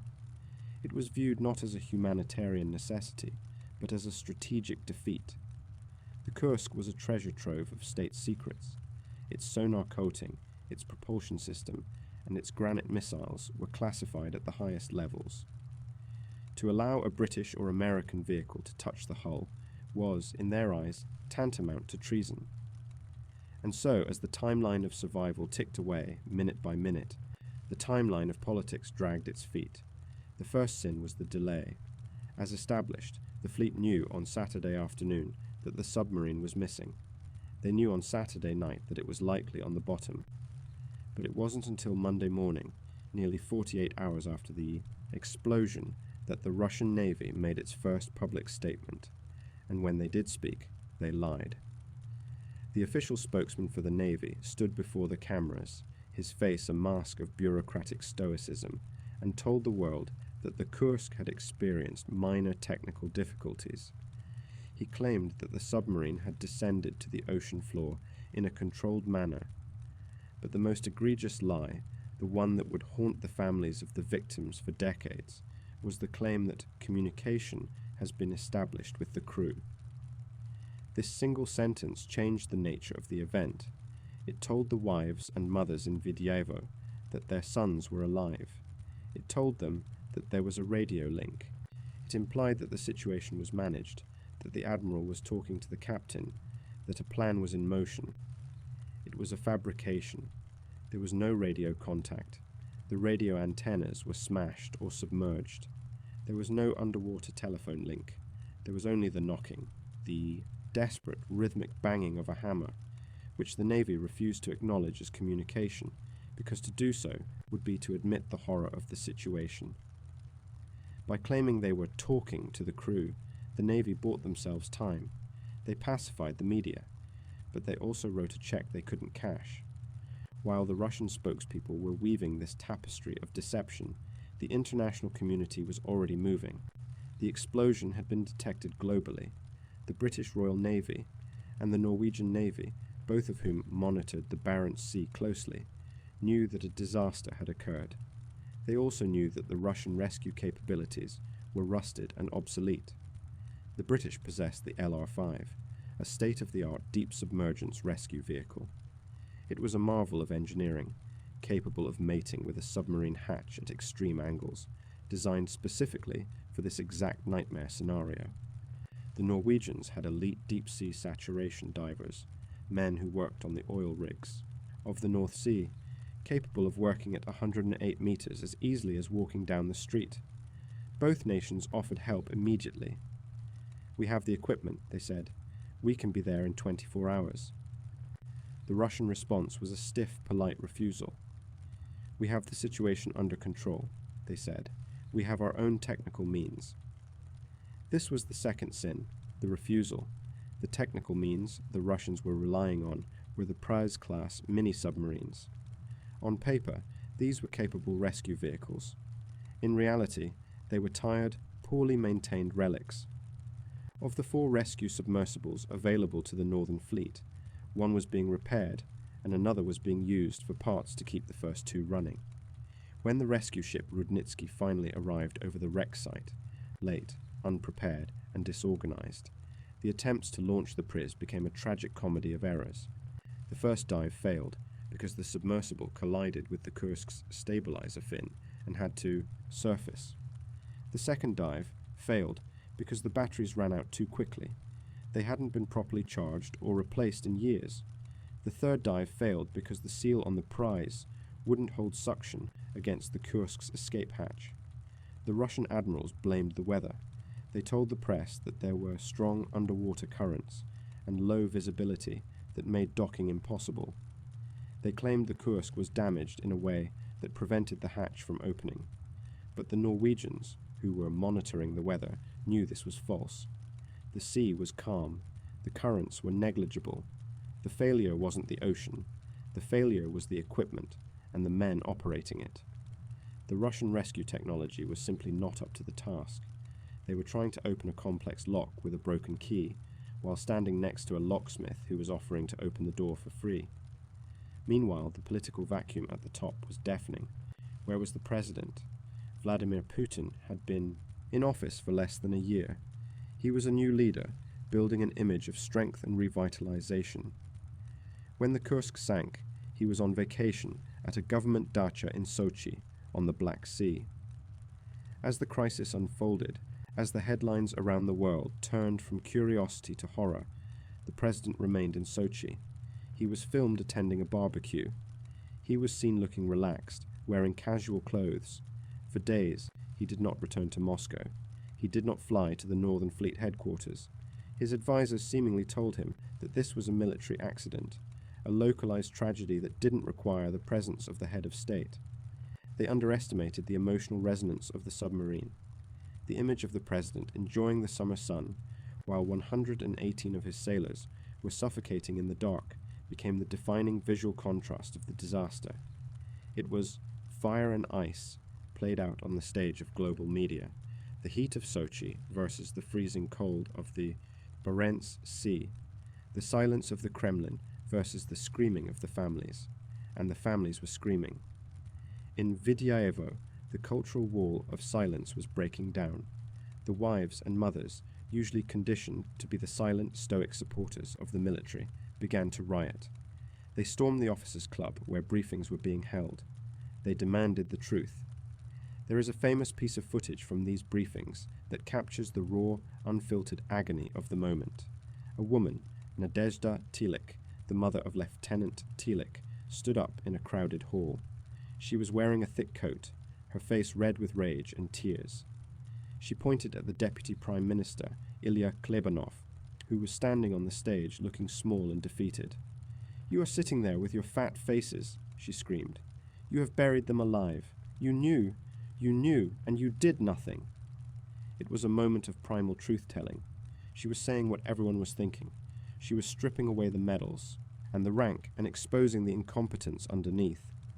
And then, the system responded in the only way it knew how. In the footage, a nurse approaches Nadezhda from behind. She doesn't offer comfort. She injects a sedative directly into the woman's shoulder through her coat. The mother of the dying sailor slumps, her speech slurring, her body going limp as she is practically carried out of the room. It was a metaphor for the entire operation. Sedate the problem, silence the outcry, maintain control. By Wednesday, the knocking in the 9th compartment had likely stopped. The oxygen was gone. The cold had won. But the political dance continued. The pressure on Moscow was becoming unbearable. The international press was flaying the Russian government alive. The families were threatening to tear the base apart. Finally, facing a public relations catastrophe that threatened to destabilize his presidency, Putin authorized the acceptance of foreign aid. On Wednesday afternoon, 5 days after the explosion, the order was given: let them come. The British LR-5 was flown to Norway, loaded onto a ship, and rushed to the Barents Sea. The Norwegian divers geared up.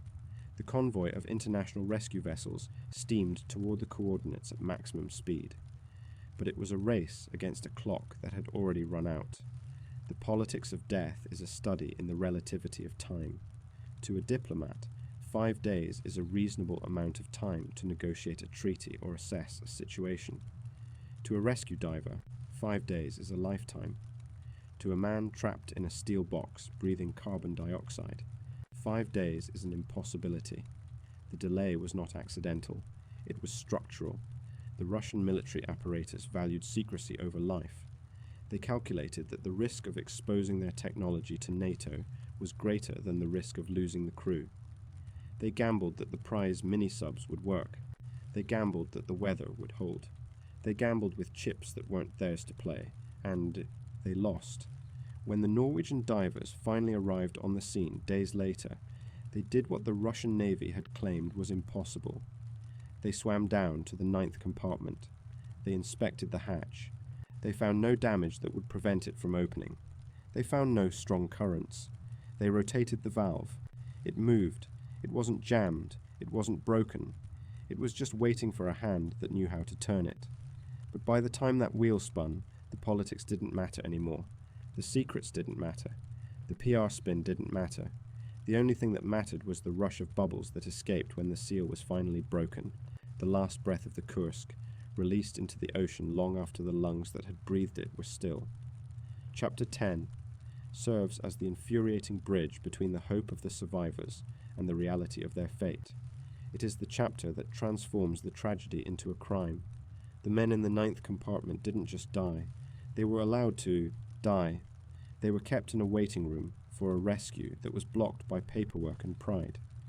While they were tapping SOS on the hull, the men who could have saved them were sitting in boardrooms, drafting press releases about communication established. The silence of the deep was terrifying, but the noise of the lies on the surface was lethal. Chapter 11 The Flash Fire.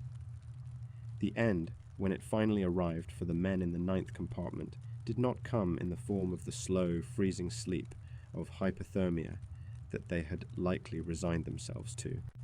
It did not come as a quiet fading of the light as the carbon dioxide levels gently pushed them into unconsciousness. The end was violent, sudden, and bitterly ironic. Throughout the ordeal, their primary enemy had been the water, the freezing, relentless ocean that had crushed their ship and was slowly rising to drown them. But in the final seconds of their lives, the element that killed them was fire.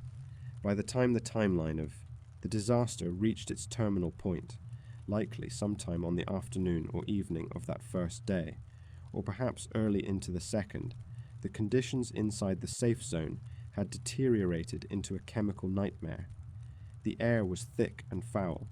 The 23 survivors, huddled in the pitch black, were suffering from acute oxygen deprivation.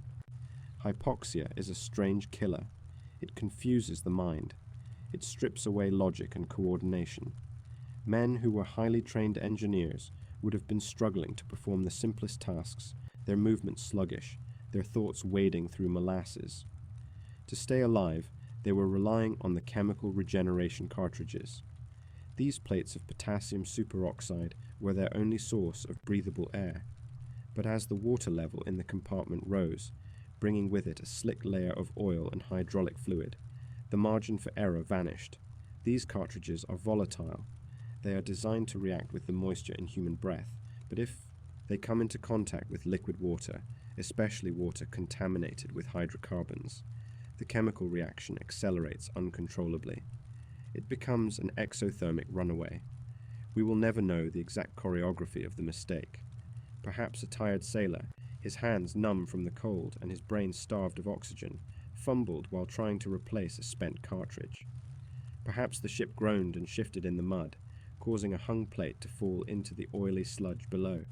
Or perhaps the water simply rose high enough to lap against the bottom of the hanging sheet. Whatever the trigger, the result was a flash fire.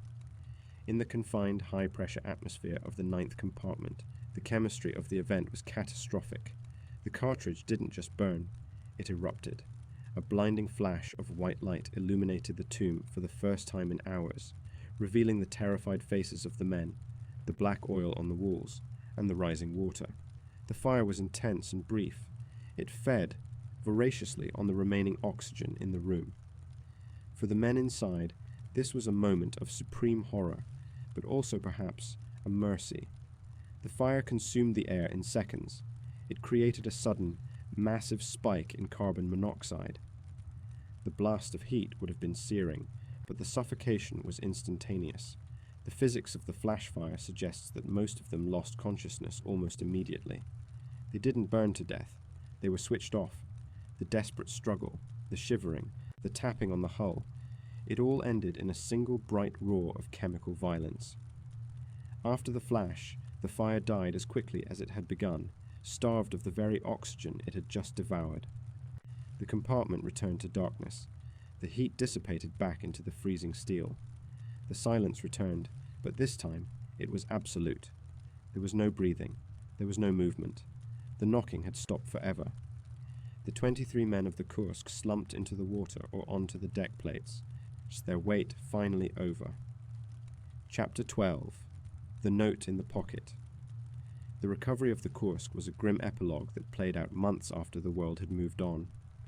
In October 2000, a massive international salvage operation, a collaboration between Russian engineers and Norwegian deep-sea divers, descended on the wreck. They weren't looking for survivors anymore. They were looking for answers, and they were looking to bring the boys home. The divers, operating from the specialized platform Regalia, cut a hole in the hull of the 8th and 9th compartments. It was a surgical operation performed in the freezing darkness of the Barents Sea. When they finally breached the safe zone, they entered a space that had been frozen in time. The compartment was filled with the water now, the air pocket long gone. The interior was a chaotic tangle of debris, blackened by the soot of the flash fire. Floating in this underwater mausoleum, or resting on the ledges of machinery, were the bodies of the 23 men. The recovery was a somber, delicate process. One by one, the sailors were brought up to the surface, placed in coffins, and flown back to the mainland. But amidst the tragedy of the recovery, there was a moment of discovery that would change the entire narrative of the disaster. In the breast pocket of a uniform, protected by layers of wet clothing, forensic investigators found a piece of paper. It was wet, fragile, and stained, but the ink had held. It was the notebook of Captain Lieutenant Dmitry Kolesnikov. When they carefully unfolded the pages in the sterile light of a laboratory, the voice of the Kursk began to speak. It wasn't the voice of the admirals, with their excuses and their timelines. It was the voice of the man who had lived it. The note contained the roll call. It contained the times, but it was the personal message, scrawled in the deteriorating handwriting of a dying man, that shattered the official lie. It's 13:15. All personnel from sections 6, 7, and 8 have moved to the 9th. There are 23 of us here. We have made this decision as a result of the accident. None of us can get to the surface. And later, in a script that trailed off into the darkness, I am writing this blindly. It seems there are no chances, 10-20%. Let's hope that at least someone will read this. Here's the list of personnel from the other sections, who are now in the 9th and will attempt to get out. Regards to everybody. No need to despair. No need to despair. Those 4 words, written by a man who knew he was about to die in a steel box at the bottom of the ocean, landed with the force of a bomb. The note proved, definitively and undeniably, that they had not died instantly. It proved that the communication established reports were lies. It proved that while the admirals were debating secrets, Kolesnikov was organizing his men. It proved that there was a window of time, hours, perhaps even a day or more, where a rescue might have been possible if the response had been immediate and international. The note became the artifact of the tragedy. It stripped away the political spin and revealed the human core of the event. It showed the world that in the face of bureaucratic cowardice and mechanical failure, the human spirit remained intact.